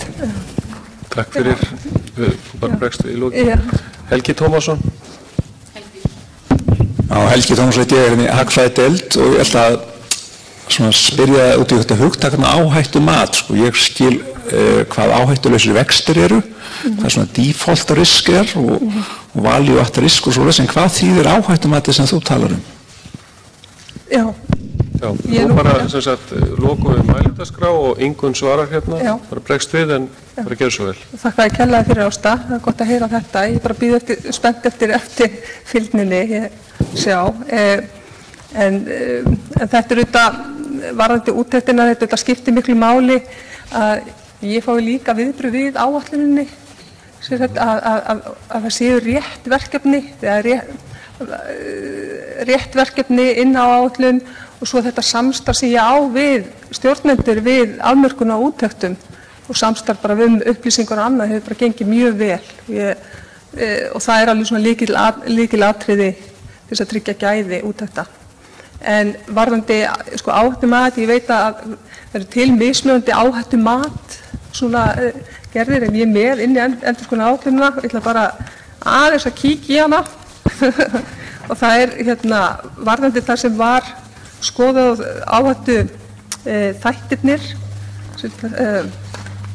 það var skoðuð rekstraráhættan, upplýsinga ég ekki með þetta rekstraráhætta, upplýsingatækni áhætta það var fyrst og fremst það og laga áhætta fylgni við lög, rekstraráhætta, starfsmannamál og annað sem fellur undir rekstraráhættu og upplýsingatækni áhætta. Það voru þeir þættir sem kom til skoðunar og voru í matinu. Já, takk kærlega fyrir og aftur. Ég ætla bara aðeins að vísa á áætlunin inn á innri síðu, innri endurskoðunar og þar betur gerð grein fyrir áhættumatinu. Já, og það sem sagt einfalt að leita þessu bara í uglunni, bara í leitarvélinni þar, innri endurskoðun. Og þetta eru mjög fínar skýrslur og ástæða þess að við erum að ræða þetta að þetta nokkuð ósýnilegt í starfi Háskólans. Ingunn vinnur ein en situr hér, en þetta hefur reynst okkur mjög vel og ég held að þetta hafi verið mjög mikill happafengur og var mikill happafengur á Ingunni en líka bara að fara þessa leið að ráða innri endurskoðanda. Svo þakka ég kærlega fyrir það og þá eiginlega komið hér að lokum þessa fundar en það boðið hér upp á létta veitingar. Ég vil nota tækifærið og þakka ykkur kærlega fyrir fundinn. Það var hann átti að vera búinn núna 15:45 en við erum svona innan venjulegra marka sem fundum líkur yfirleitt klukkan 16 en það svona ýmislegt í deiglunni og hluti af verkefninu sem Ómar að vinna varðandi skipulag háskólaþings og einn möguleiki að fleiri komi að því að setja saman dagskrána. Oft þetta bara á borði rektors og rektorsskrifstofu að gera þetta. Ein hugmynd að það verði einhver nefnd sem kom að þessu líka bara til að tryggja það og það aðkoma stúdenta skipti verulegu máli, að tryggja það við séum að ræða mikilvægustu málin. Og hér voru dæmi mjög mikilvæg mál en þau eru miklu fleiri. Svo ég hlakka til að ræða þetta við ykkur í framhaldinu hvernig við getum gert þetta sem best. En bara innilegar þakkir fyrir fundinn og fundið slitið.